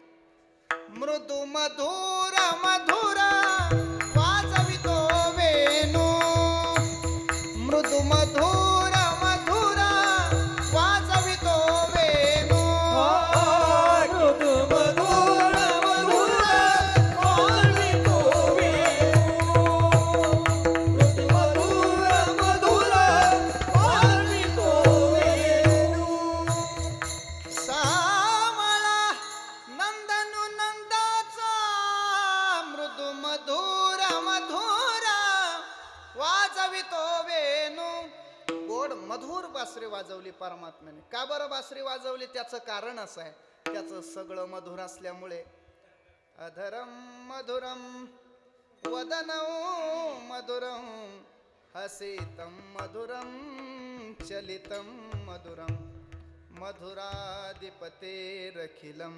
सगळं मधुर असल्यामुळे बासरी वाजवणं मधुर. आणि मग बासरी दिव्य बासरी वाजवली तर त्या दिव्य बासरीच्या आवाजाने सुद्धा गवळणी विदेही अवस्थेला प्राप्त झाल्या. काय कमाल आहे बघा. परमात्म्याची बासरी वाजवणं आणि एका गोपिकेच्या कानावर ती बासरीचा आवाज जाणं, परिणाम काय झाला? तुझ्या मुरलीचा ध्वनी अकल्पित पडला कानी, विवळ झाले अंतकरणी. मी घरधंदा विसरले, तुझ्या मुरलीचा सुरतान मी विसरले. देह भान घर सोडोनी दरिले रान, मी वृंदावनी गेले गेले वृंदावनी गेले. काय विवळ झाले अंतःकरणी. तुझ्या मुरलीचा ध्वनी अकल्पित पडला कानी, परिणाम काय झाला? विवळ झाले अंतःकरणी, मी घरधंदा विसरले. हे अलौकिक आमूलाग्र बदल आहे बरं का. संसारामध्ये रत असलेली गोपिका आता तिला संसार, आम्हाला गोड वाटणारा संसार तिला कडू वाटू लागलेला आहे ना, तर तिच्या जीवनामध्ये असलेला आमूलाग्र बदल आहे. विठ्ठल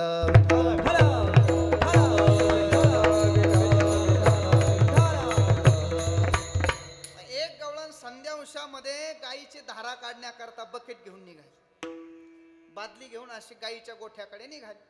जाता जाता अकल्पित पडला कानी, भगवान परमात्म्याच्या बासरीचा स्वर. काय घडलं ऐका. हो काय घडलं?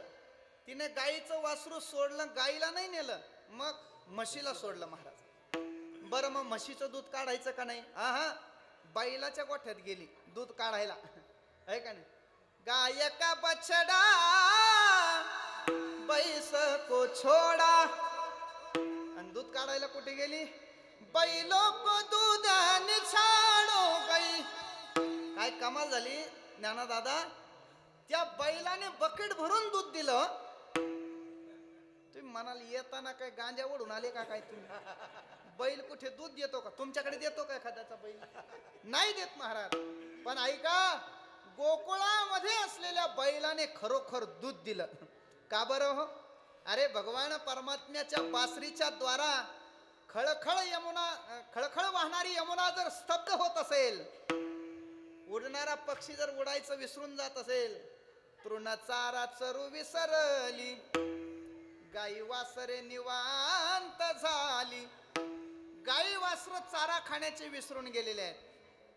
यमुना जळ खळखळ वाहणार पण स्तब्ध झाली, पांगळी झाली असं वर्णन आहे. पांगुळले यमुना जळ, पांगुळले यमुना जळ, पांगुळले यमुना जळ, पांगुळले यमुना जळ, पांगुळले यमुना जळ, पक्षी राहिले निष्कळ.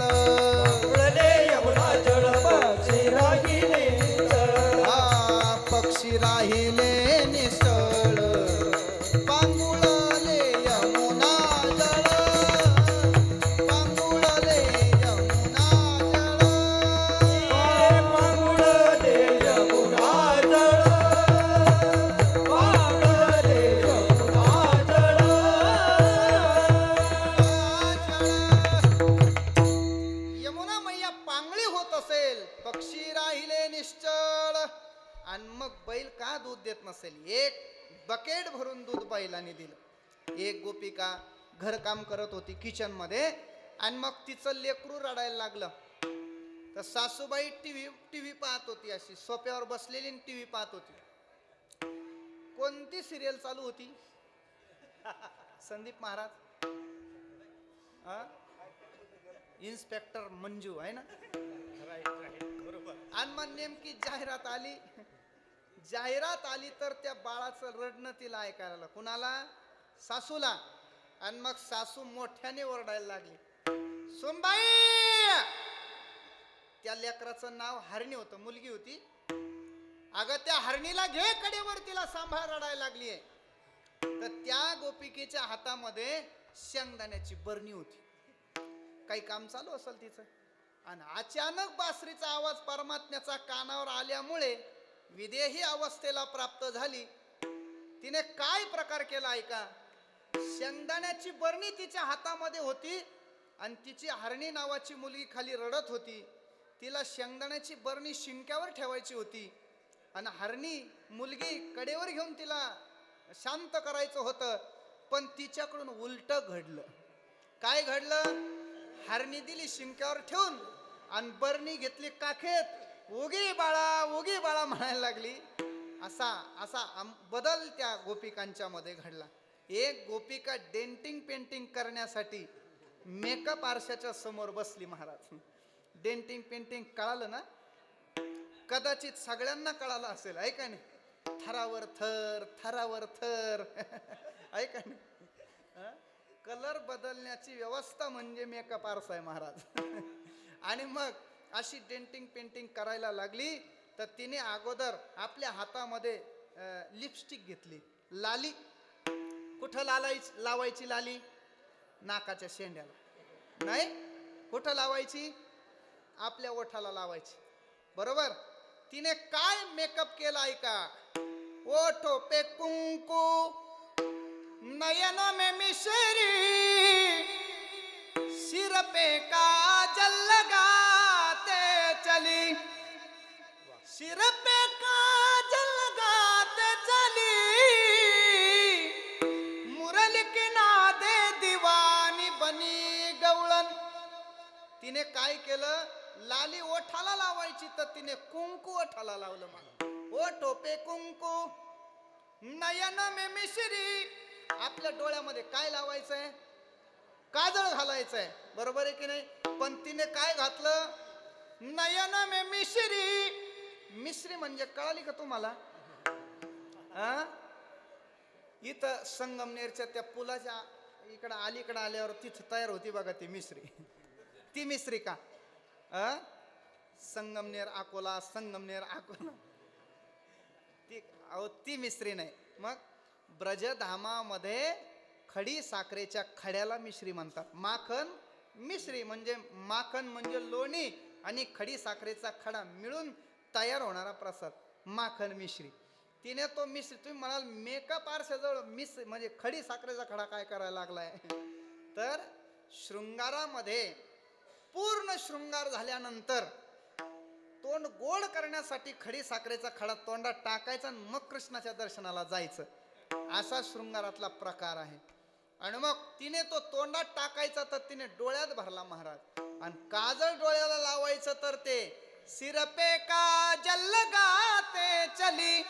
आपल्या डोक्यात तिने काजळ भरलं, निघाली गवळण भगवान परमात्म्याच्या दर्शनाला.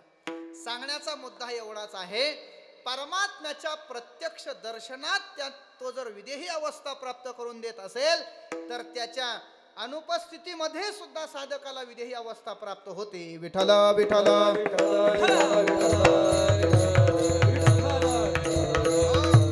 आणि मग बाजार संपला, सगळ्या गोपिका घरी गेल्या, पण ती काय घरी जाईना. अशीच अशी उभी राहिली भर बाजारामध्ये. तिथे तुकोबाराय बाजारासाठी आले होते. तुकोबारायांच्या हातात पिशवी नसे, चालली पिशवी घेऊन तुकोबाराय.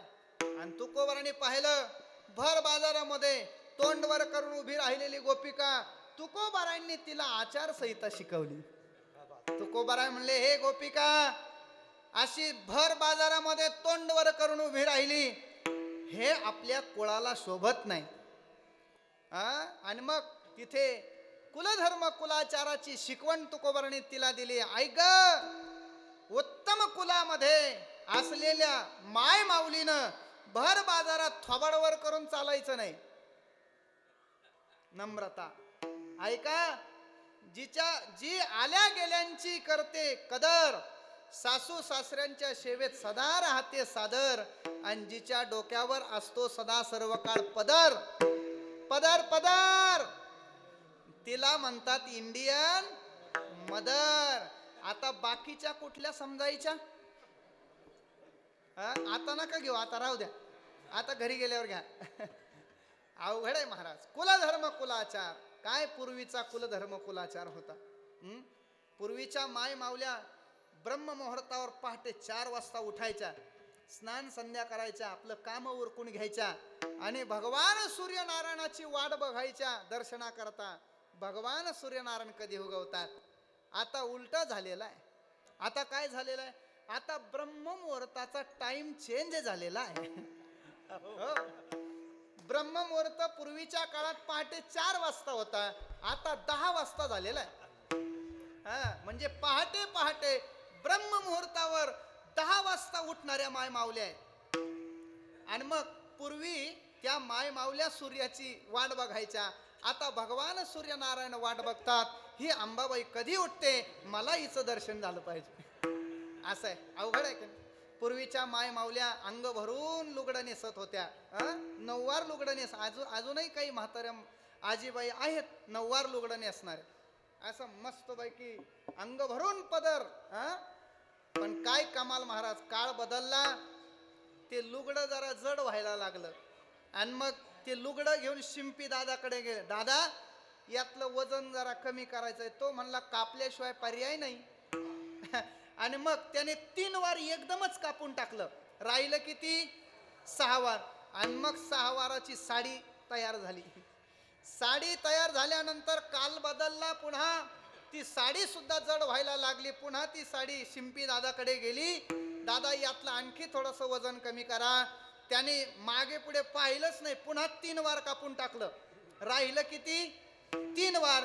आणि मग शिंपी दादा विचार करायला, या कापडाचं करायचं काय? मग त्याने पंजाबी ड्रेस शिवला. आणि मग तिथून पुढे पंजाबी ड्रेसची संकल्पना बाहेर पडली.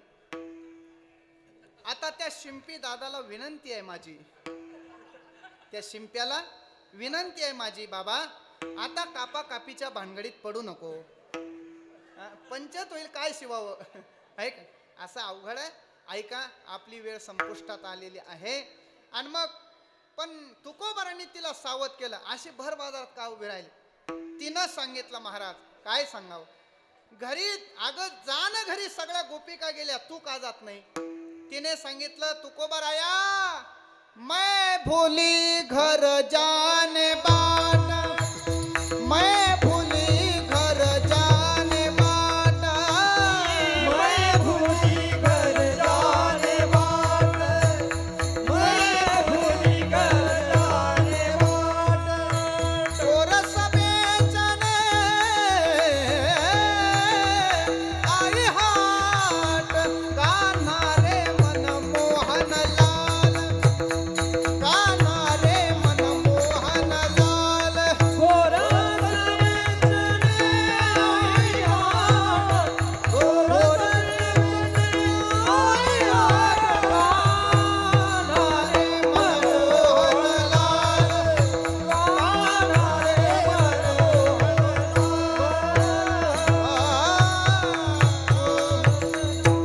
तिने सांगितलं, महाराज मैं भूली घर जाने बाट, मी घरी जाण्याचा रस्ता विसरलेली आहे. तुकोबाराय म्हणले, काय कमाल आहे बाबा, घरी जाण्याचा रस्ता कोणी विसरत असते काय? 4 पायाची मांजर, तिला तुम्ही 10 किलोमीटर नेऊन सोडा हो, ते पुन्हा आपल्या पूर्व मालकाच्या घरी आल्याशिवाय राहत नाही. असं मांजरीचं म्हणजे मांजर जर घरी जर विसरत नसेल, तर तू तर 2 पायाची आहे, तू तू तू कस काय घरी जाण्याचा रस्ता विसरली? त्यावेळेला तुकोबाराय म्हणजे संत जिवलग असल्यामुळे संतांच्या समोर ती गोपिका खरं बोलली. खरं सांगू का महाराज, मी घरी जाण्याचा रस्ता विसरले हे जगा करताय, पण खरं सांगू का, परमात्म्याचं दर्शन झाल्यानंतर माझी अवस्था अशी बनलेली आहे का आता घरी जाण्याची इच्छा राहिली नाही. अवस्था बदलली. देहरूपाने मी राहिली नाही, मी देवरूपाने प्राप्त झालेली असल्यामुळे खरं सांगू का, लौकिक मला आता बरा वाटत नाही. नोहे बरा लौकिक, लौकिक चांगला वाटत नाही. म्हणून तुकोबरा आहे, तुम्ही सांगा आता कैसे जाऊ घरा, जाऊ घरा, आता कैसे जाऊ घरा, कैसी जाऊ घरा, आता कैसी जाऊ घरा, आता कैसी जाऊ घरा, आता कसं घरी जाऊ सांगा मला. नोहे बरा हा लौकिक, पारखियाची सांगता गोष्टी, घरची कुटी खातील. आता घरी जावं वाटत नाही. मग काय करावं वाटतं. तुका म्हणे निवांत राही, निवांत राहावं वाटतंय, शांत राहावं वाटतंय, एकांतामध्ये राहावं वाटतंय. कारण एकांताचं सुख म्हणजे परमसुख आहे. साधनेला अनुकूल असणारा एकांत, त्या एकांतात राहावं वाटतंय. आणि मग तुकोबराय म्हणले, अगं ते बरोबर आहे, पण व्यवहाराच्या म्हणजे प्रवाहाच्या विरोधात जर मनुष्य जाऊ लागला तर त्याला या मृत्यू लोकामध्ये राहण्याचा अधिकार नाही. संसारात आलाय ना, संसाराच्या राहटीमध्ये आलाय ना, त्या नियमाचं पालन करणं गरजेचं आहे.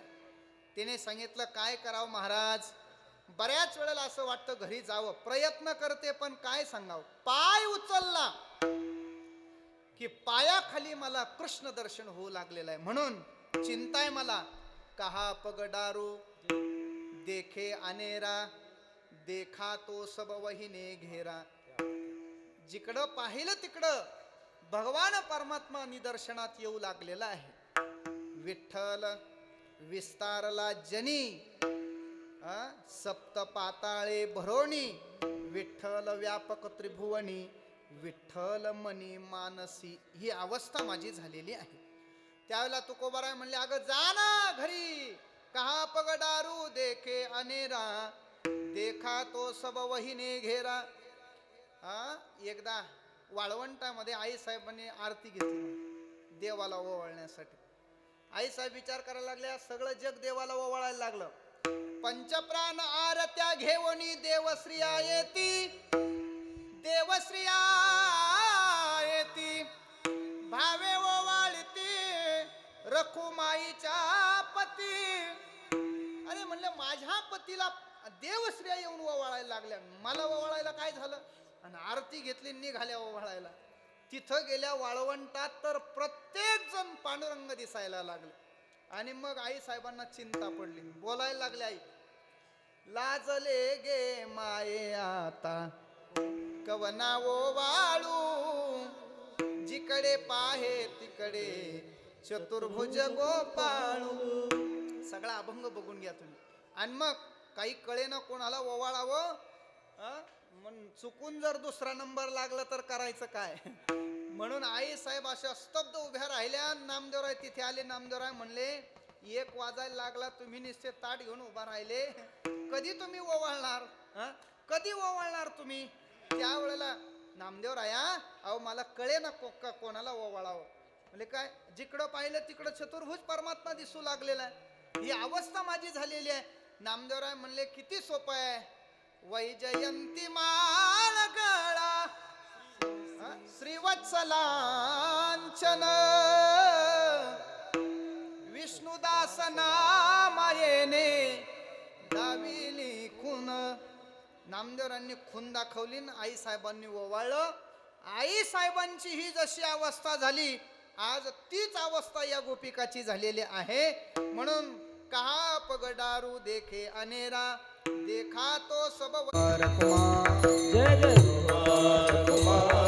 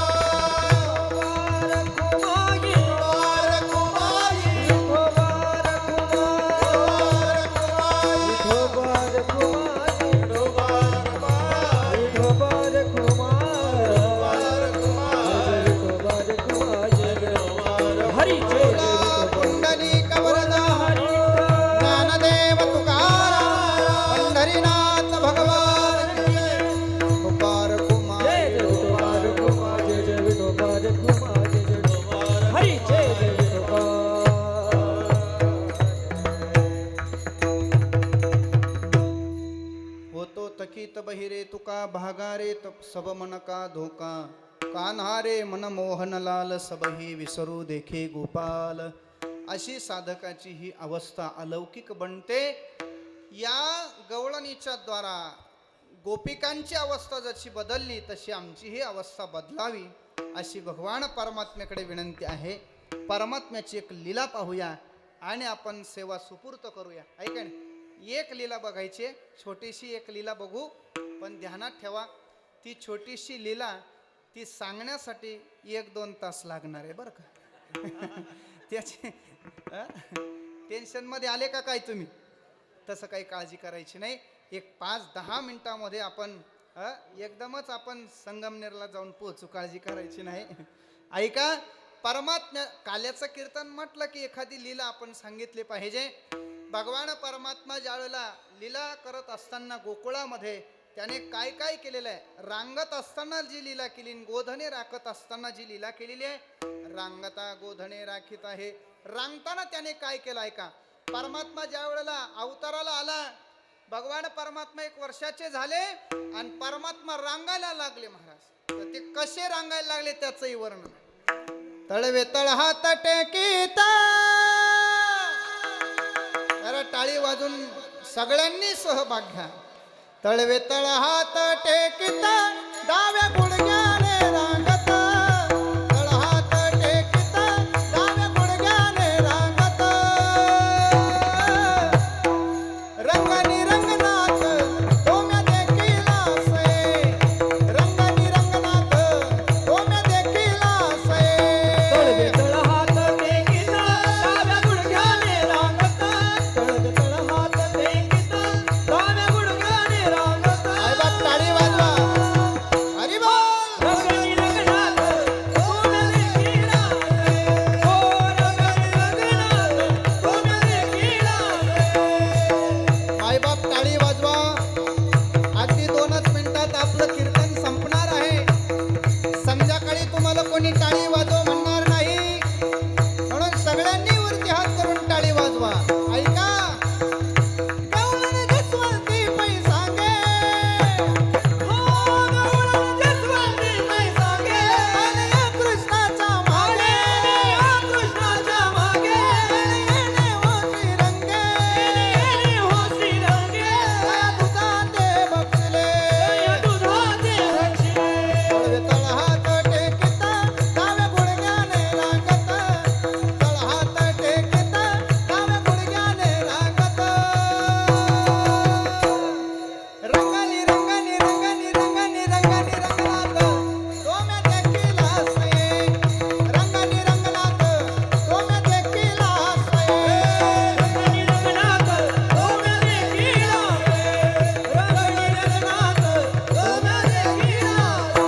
ऐका, भगवान परमात्मा रांगत असताना त्याने काय केलं ऐका. येणे माझे कवाड उघडिले, येणे माझे कवाड उघडिले, गेले माझे कवाड उघडिले, गेले माझे कवाड उघडिले. येणे शिंके व तोडिले, येणे शिंके व फोडिले. गेले शिंके हो तोडिले, गेले शिंके हो तोडिले. दया दुधाते बक्षिले, दह्या दुधाचे बक्षिले. उलंडिले ताकाते, उलंडिले ताकाते. उलंडिले ताकाते, उलंडिले ताकाते. उलंडिले ताकाते. तळवे तळ हात टेकीता डाव्या गुडघ्याने रांगत, तळ हात टेकीता डाव्या गुडघ्याने रांगत. श्री संत रघुनाथ बाबा की, छत्रपती शिवाजी महाराज की. रंगानी रंगानी रंगानी रंगानी रंगानी रंगानी रंगानी रंगानी रंगनाथ तोमे देखील असे, रंगानी रंगनाथ तोमे देखील असे. रंगानी रंगनाथ तोम्या देखील असे, रंगानी रंगनाथ तोम्या देखील असे, रंगानी रंगनाथ तोम्या देखील असे, तोमे देखील असे, तोम्या देखील असे. आमच्या ज्ञानादादा करता जरा टाळी वाजवा. काय गोड वाजवलं महाराज. वाव, संदीप महाराज, योगेश महाराज, अति उत्तम. तळवे तळ हात टेकीत डाव्या गुडघ्याने रांगत, रांगत असताना त्याने काय केलं, रांगत रंगणी चोरीत लोणी धावणी धरती गवळणी रे. आणि मग सगळ्या गोकुळामध्ये लोणी चोरी करू लागला. सगळ्या गोकुळातल्या गवळणी गाऱ्हाणे घेऊन यशोदेकडे आल्या. ती सरी आली धावणी आणि बाय काय केली करणी.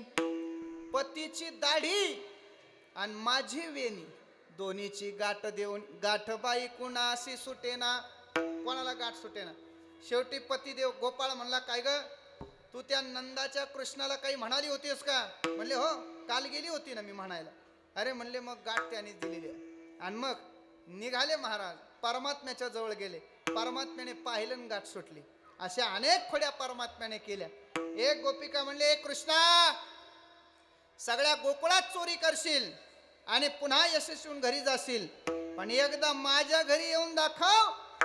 नाही तुला रंगी हात पकडून कान पकडून तुझ्या आईकडे घेऊन गेली तर नावाची शांताबाई नाही. आणि मग म्हणले मी काही साधी सुधी नाही, मी पिंपळगावची आहे. हा आपल्या नादाला लागायचं नाही. भगवंत म्हणले, अरे घ्यारीचा नंबर हा हिला आहे का नाही, हिला रिक्वेस्ट पाठवा म्हणले. आणि मग आता ही पिंपळगावची असल्यामुळे भयंकर हुशार आहे का नाही. आणि मग घरी धावतच घरी गेली. दरवाजा बंद केला. बाहेरून त्या दरवाजाला एवढी कुलूप लावली, एवढी. तुम्ही म्हणाल महाराज एवढी कुलूप कुठं असते का? अहो कीर्तनात दारिद्र्य कशाला पाळायचं, आपल्याला घ्यायची नाही द्यायची नाही, एवढी कुलूप होती महाराज. बाहेर एवढी कुलूप लावली. पाठीमागच्या दाराने गेली, आतली कडी लावली आणि त्या आतल्या कडीला एक घंटी बांधली, जाऊन झोपली. ठरल्या वेळेत भगवान परमात्मा गेले, पाहिलं तर एवढी कुलूप आहे. आणि मग एवढी कुलूप पाहिल्यामुळे हा एवढी एवढी. आणि मग पेंद्या म्हणला, कृष्णा एवढी मोठी कुलूप, मी आता पिंपळगावला जातो, एवढा मोठा हातोडा आणतो, मग आपण ती तोडू आणि मग मध्ये घुसू. देव म्हणले, पागल आहे का तू? अरे मी लहान असतानाच काग बगरी ठा मारिले बाळपणी, अवघी दैत्य खानी बुडविली आणि एक कुल्फीचं घेऊन बसलाय तू. देवाने त्या कुल्फीकडे पाहिलं तर कुल्फीने जीव अशी खळकनच उघडली महाराज. सगळे आनंदित झाले. पण परमात्मा म्हणले, थांबा, हर्ष करू नका, आनंदित होऊ नका, कारण खरं खत्र्याची घंटी तर आतून बांधलेली आहे, लावलेली. तिने आतून कडीला घंटी बांधलेली होती. आणि मग देवाने त्या घंटीचा समाचार घेतला. काय ग इथं कस काय आली? त्या घंटीने सांगितलं, देवा त्या गवळणीनं मला इथं बांधलेलं आहे. कशासाठी? काही नाही म्हणले, तुम्ही याल, दरवाजा उघडण्याचा प्रयत्न कराल, दरवाजा हल्ला म्हणजे मी हलेल, मी हल्ली की माझा आवाज होईल आणि माझ्या आवाजाने गवळण जागी होईल आणि तुम्हाला रंगे हात पकडेल, याच्याकरता मला गवळणीने इथं बांधलेलं आहे.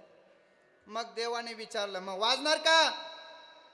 तर घंटी म्हणली, देवा बांधलेलं जरी गवळणीनं असलं पण मला निर्माण करणारे तुम्ही असल्यामुळे मी तुमची आज्ञा मोडू शकत नाही, अजिबात वाजणार नाही. आणि काय कमाल महाराज, घंटी इमानदार होती, कारण ती पिंपळगावची होती. दरवाजा उघडला, खरोखर घंटी वाजली नाही हो, अजिबात वाजलीच नाही घंटी. आणि मग दरवाजा उघडला. सगळे गोपाळ आतमध्ये गेले. पाहिलं तर तवती पालथी दुधानी, पालथ्या घागरी पाहिल्या. कृष्ण म्हणले, भगवंत म्हणले, घर नंबर चुकला. अरे अरे चुकीच्या ठिकाणी आलो, चला माघारी. आणि मग माघारी जाता जाता परमात्म्याने सहज असं वळून पाहिलं तर शिंके लांबी येले दुरी, वरती अशा शिंक्यावर घागर ठेवली. भगवान श्रीकृष्ण म्हणले, घागर शिंक्यावर आहे म्हणजे त्याच्यात काहीतरी आहे. देवाने असा हात वर करून पाहिला तर हात काही पुरेना, म्हणून मनोरा तयार केला, होतो तिघाचे मी वरी. आणि गोपाळांना सांगितलं, ऐका रे कार्यकर्त्यांनो, आजूबाजूला कुठेही जाऊ नका. मग तुम्ही वारे दोही कडे, मुख पसरो निगडे, आ करून उभा राहायचं. एकदा का मी निवडून आलो 5 वर्ष, मग फक्त आ करून उभा राहायचं.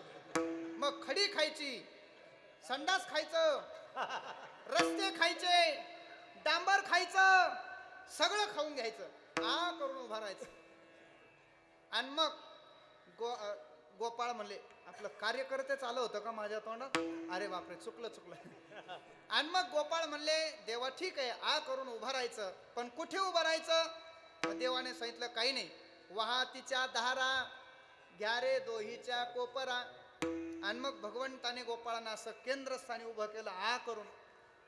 परमात्म्याने त्या घागरीत हात घालावा आणि गोपाळांना पोटभर खाऊ घालावं. सगळे गोपाळ पोट भरून खाल्ल्यानंतर गोपाळ म्हणले बस बस देवा आता तू खाल्लं पाहिजे.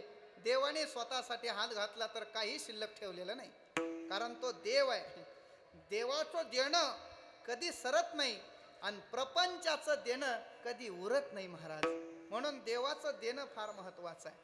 आणि मग रिकामा हात देवाने घागरीतून बाहेर काढला. बर का रे पेंड्या, अय पेंड्या माझ्याकडं पाय, अय सुदामा, अय माझ्याकडे बघ. देवाने घागरीतून असा रिकामा हात काढला बर का. आणि मग हातात तर काही नव्हतं. आणि मग देवाच्या बोटाच्या सांधेत चिकटलेलं लोणी असं देवाने असा छोटासा गोळा हातात घेतला. आणि देव म्हणले बरं ठीक आहे, तो गोळा देव खाणार तेवढ्यात होऊ नये ते झालं. काय झालं, पिंपळगावची घंटी वाजली, टन टन टन टन टन टन टन टन वाजायला लागली. आणि मग वाजल्यानंतर काय गवळण जागी झाली. गवळण जागी झाल्यानंतर ती काय आरतीचं ताट घेऊन बसली होती. हा ती अशी भली मोठं काठीच घेऊन झोपली होती. आली तर मारतेच म्हणले त्याला. काठी घेऊन गवळण धावायला लागली तर कार्यकर्त्यांच्या लक्षात आलं ईडी आपल्या दिशेनं धावू लागलेली आहे.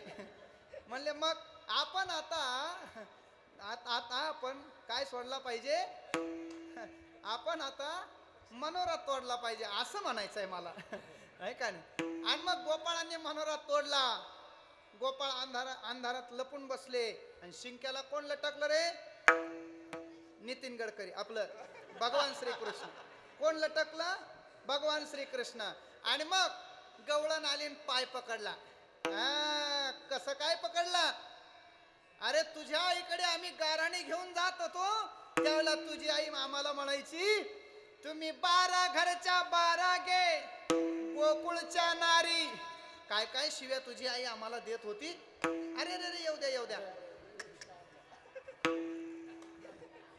मारू नका. आणि मग अशा शिव्या घालत होती तू आम्हाला. आता कसा रंगे हात पकडला, चल मी तुझ्या आईकडे घेऊन जाते. आणि मग काय कमाल महाराज, भगवान भलते हुशार, चतुरा तो शिरोमणी. देवाने आपल्या चतुराईनं त्या गवळणीला आवाज दिला. आणि भगवान परमात्मा म्हणायला लागले मामी, अहो मामी मला खाली तर घ्या म्हणे. महाराज मामी शब्द ऐकला आणि 100च्या टेम्परेचरवर गेलेली गवळण एकदमच आईस्क्रीम झाली. आणि खालीच उतरून घेतलं देवाला. आणि देवाच्या डोक्यावर हात फिरवायला लागली. काय जावई बापू तुम्ही, अहो तुम्हाला लोणीच खायचं होतं तर मामीला एक मिस कॉल द्यायचा होता, घागर भरून पाठवलं असतं, कशाला एवढी धावपळ करा. म्हणजे द्वापार युगामध्ये भगवान श्रीकृष्णाला मामी शब्दात काय ताकद ते तेव्हा देवाला कळालं महाराज. आणि मग खाली थांबा मामी, माझा उमेदवार फुटला. काय उमेदवार फुटला, कोणता उमेदवार फुटला, घंटी वाजली म्हणून ती जागी झाली की नाही. आणि मग घंटीला असं पुढे घेतलं. काय ग, एवढा विश्वास मी तुझ्यावर ठेवला आणि तू खरंच वाजणार नाही म्हणली, कस काय वाजली. त्यावेळेला घंटीनं दिलेलं उत्तर फार गोड आहे, ध्यान देऊन ऐका. झालंय आपलं कीर्तन. घंटी म्हणली देवा पहिला दरवाजा उघडला त्यावेळेला मी वाजले नाही. अगं पण आता वाजली ना, आता का वाजली. त्यावेळेला तिने सांगितलं देवा तुम्ही ज्या वेळेला आपल्या हातावर नैवेद्याचा गोळा घेतला, लोण्याचा नैवेद्य म्हणून, आणि तो लोण्याचा गोळा तुम्ही खाणार तेवढ्यात माझ्या बापाची मला आज्ञा आहे. कोणाची, वेदरूपी बापाची. म्हणले ज्या ज्या वेळेला भगवान परमात्म्याला नैवेद्य समर्पित केल्या जाईल त्या वेळेला घंटीनं वाजलं पाहिजे, त्या वेळेला घंटीनं वाजलं पाहिजे. काय कमाल आहे महाराज. बऱ्याच महाभागवताला माहितीच नाही देव घरात घंटी कशा करताय. लहान लेकरू रडायला लागलं का ते येडं असं गा बाळू अशी काना खाली दिली पाहिजे. अरे आरतीच्या वेळेला घंटी वाजली पाहिजे, नैवेद्य समर्पित करताना घंटी वाजली पाहिजे, याच्याकरता घंटीचा उपयोग आहे. आणि मग अशा अनेक खोड्या केल्या. एक दिवस भगवान परमात्म्याने, आणि मग ती अशा अनेक खोड्या करत असताना भगवान परमात्म्याने घंटीचा समाचार घेतल्यानंतर आता गवळणीला सांगितलं, आता चल तुला मला कुठे न्यायचं. गवळणीनं हात पकडला आणि जशी महाराष्ट्र एक्सप्रेस चालते की नाही अशी ताड ताड ताड ताड निघाली. तर दारात म्हातारा बसला होता गोपाळ. आपला मायेचं आवरण टाकलं, आपला हात काढून घेतला आणि गोपाळाचा हात तिच्या हातात दिला. दुसऱ्या गल्लीनं पळतच गेला भगवान परमात्मा. यशोदा मैया घुसळण करत होती. भगवान परमात्मा तिच्या जवळ जाऊन बसले आणि मग 2च मिनिटामध्ये गवळण आणि गोपाळ गेले यशोदेच्या दारात. ए यशोदे बाहेर ये. यशोदेनं ऐकलं कोण मला आवाज द्यायला लागलाय म्हणून यशोदा कृष्णाला न घेता धावायला लागली. तर यशोदेचा पदर पकडला. आई मला कडेवर घेन मग चल म्हणले तिकडे. कृष्णाला कडेवर घेतलं, गेली, दरवाजा उघडला. काय म्हणणं आहे ग तुझं? 1 वाजून गेला, तुझं म्हणणं संपेना. काय म्हणणं एकदाच सांगून टाक. आणि मग आपलं म्हणणं यशोदेला सांगावं म्हणून असं वर पाहिलं तर कृष्ण यशोदेच्या कडेवर तिनं पाहिला. ती मनोमनी म्हणायला लागली, बापरे माझं म्हणणं तर हिच्या कडेवर आहे. आणि मग ती विचार करायला लागली, कृष्ण जर यशोदेच्या कडेवर आहे तर माझ्या हातात कोणाचा हात आहे. म्हणून माग वळून पाहिलं तर पिंट्याचा पप्पा निघाला. आणि मग ते का तुम्ही केव्हापासून? तो म्हणला मी घरापासून मीच आहे, पण तू मागच वळून पाहिना काय करावं. आणि मग कडेवर असणारा परमात्मा गवळणी लाजली, नर्वस झाली, खाली बघू लागली. तर देवाने त्या गवळणीचा अशा हनवटीला असा हात लावला आणि असं वर तोंड केलं. आणि भगवंत म्हणतात कसं काय अशा भोया उडवाय आपल्या नादाला लागायचं नाही. आणि मग तिच्या लक्षात आला, अरे बापरे हा ब्रह्मविधीचा जनिता, याला कोणी धरू पाहता, हा कैचा येईल हातागे गोकुळच्या नारी. अशा अनेक खोड्या केल्या. एक दिवस घरीच खोडी केल्यामुळे यशोदे नयनी आले पाणी. आणि मग कृष्णा खोड्या दे टाकोनी, नाही टाकल्या तर उद्या जाई राणा, सवे घेऊन गोधना. आणि मग दुसऱ्या दिवशी गाई गोपाळ घेऊन सगळे रानात गेले. भरपूर खेळ खेळले. खेळ खेळल्यानंतर सगळे थकले. आणि मग सगळे गोपाळ म्हणायला लागले, देवा खांदी भार पोटी भूक काय खेळायचे सुख झाली, आता वेळ म्हणती आणा शिदोऱ्या. आणि मग सगळ्या गोपाळांना देवाने एकत्रित केलं. सगळ्यांच्या शिदोरे एकत्रित केल्या. त्याचा तयार झाला काला. आणि परमात्म्याने तो काला त्या ठिकाणी केला. परमात्म्याने केलेला काला ज्ञानोबराय सेवन करायला होते, तुकोबराय सेवन करायला नाथ महाराज होते. ज्ञानोबरांनी तो काला वाळवंटामध्ये आणला. एकच टाळी झाली चंद्रभागे वाळवंटी, माझा ज्ञानराज गोपाळांशीला ह्या वाटी. ज्ञानोबरांनी तो काला वाळवंटात आणला आणि वाळवंटातून तो काला आपल्या पिंपळगाव मध्ये आला. म्हणून ज्ञानोबरांचे मोठे उपकार आपल्यावरती आहे. भजन करा ज्ञानोबरांचं. ज्ञानेश्वर ज्ञानराज माऊली तुकाराम, ज्ञानेश्वर माऊली ज्ञानराज माऊली, महाराज ज्ञानेश्वर माऊली महाराज ज्ञानेश्वर माऊली ज्ञानराज माऊली. तो काला आपल्या पिंपळगाव मध्ये प्राप्त झालेला आहे. म्हणून ज्ञानोबरांचे फार मोठे उपकार तुमच्या आमच्यावरती आहे. अशा अनेक पद्धतीने परमात्म्याच्या सहसंगतीमध्ये राहून गोपाळांनी काल्याचा आनंद लुटला. आपल्यालाही गोपाळाची दशा प्राप्त व्हावी आणि भगवंताच्या करकमलांनी आम्हालाही काल्याचा आनंद मिळावा, याच्याकरता आपण काय केलं पाहिजे? जी अवस्था गवळणीला प्राप्त झाली तीच अवस्था आम्हाला प्राप्त व्हावी, अशी परमात्मेकडे विनंती करून याच ठिकाणी वाणीला पूर्ण विराम देऊया. ऐका. आणि म्हणून ज्या ज्या संतांनी परमात्म्याच्या संगतीमध्ये राहून काल्याचा दिव्य आनंद घेतलेला आहे, त्या त्या संतांच्या द्वारा आम्हालाही तो आनंद मिळावा. आणि म्हणून सगळ्यांना विनंती आहे, एकदा 1 मिनिटभर वरती हात करा आणि संतांचं मोठ्या प्रेमाने भजन करा. ज्ञानोबाराया माझ्या तुकोबाराया,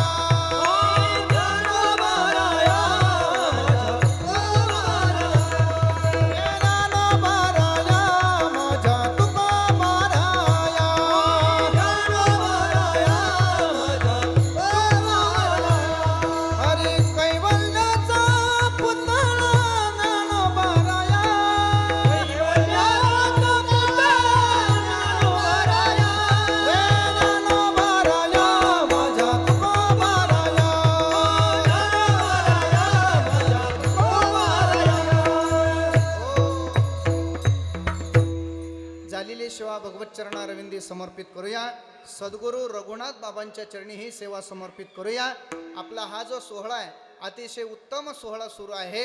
भगवान परमात्म्याला रघुनाथ बाबांच्या चरणावरती प्रार्थना आहे, हे प्रभू जवळजवळ 57 वर्ष आपल्या या सोहळ्याला सुरू आहे, बरोबर आहे की नाही. 57 वर्षामध्ये आपल्या अंतःकरणामध्ये असलेली पावित्र्यता, उत्साह, प्रसन्नता ही तशीच टिकून राहावं आणि पाहता पाहता या वर्षीचा सुगंध आपला शताब्दी महोत्सवापर्यंत जावो आणि या कार्यक्रमाचा शताब्दी महोत्सव हो. त्या शताब्दी आता शताब्दी महोत्सवापर्यंत टेन्शन नाही बरं का बाबा आपल्याला. शताब्दी महोत्सव येईपर्यंत आपल्या डोळ्याने तो आपल्याला दिसावा याच्या करता भगवान दत्तात्रयांना विनंती आहे, भगवान पांडुरंग परमात्म्याला विनंती आहे, आमच्या सप्त्याचा शताब्दी महोत्सव होऊपर्यंत आमच्या गावातल्या एकालाही माणसाला धक्का लावू नको अशी देवाला प्रार्थना आहे का नाही हो. आणि म्हणून असा हा मोठा आनंद आपण सगळी मंडळी घेतात. मला वाटतं या सप्ताहाकरता परिश्रम करणारे सप्ताहाची कमिटी जी आहे त्या कमिटी करता सुद्धा आपण सगळ्यांनी टाळी वाजवून स्वागत करायचं आहे. आदरणीय सगळे ज्येष्ठ श्रेष्ठ मंडळी, या सगळ्यांच्या चरणी दंडोत प्रणाम आहे. या सोहळ्याला अलंकृत बनवण्याकरता ज्यांच्या वादनाकडे पाहिल्यानंतर सरस्वतीचं दर्शन होतं, असे ज्यांच्या बोटामध्ये प्रत्यक्ष सरस्वती वास करते, असे आमचे ज्ञानराज माऊली ज्ञानदादा, त्यांच्याही चरणी दंडोत प्रणाम आहे. टाळी वाजवून त्यांचं स्वागत करायचं आहे. इकडच्या बाजूला सगळे गायन गंधर्व उपस्थित आहेत, आहे का नाही. संदीप महाराज आहेत, योगेश महाराज आहेत, दिलीप महाराज आहेत, आमचे ऋषिकेश महाराज आहेत, महाराज बसलेले आहेत. या सगळ्याच गायनाचार्य मंडळींच्यासाठी टाळी वाजवून स्वागत करायचं आहे. आणि आमचा सगळ्यांचा आवाज, मधुर आवाज तुमच्यापर्यंत पोहोचवत असलेले आमचे कणकेश्वर साऊंड सिस्टीम साहेबराव दादा यांनाही फार फार मोठे धन्यवाद आहेत. त्यांच्याहीसाठी टाळी वाजवून स्वागत करायचं आहे.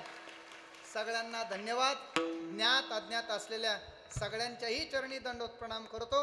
आदरणीय महाराजही या ठिकाणी उपस्थित आहेत, तुम्हालाही धन्यवाद देतो आणि वाणीला पूर्ण विराम देतो. दहीहंडीचा अभंग होईल, ज्ञानदेव तुकाराम भजन होईल, आरती होईल. आरती झाल्यानंतर निवेदन होईल, सूचना होतील आणि सूचना झाल्यानंतरच प्रत्येकाने आपली जागा सोडायची.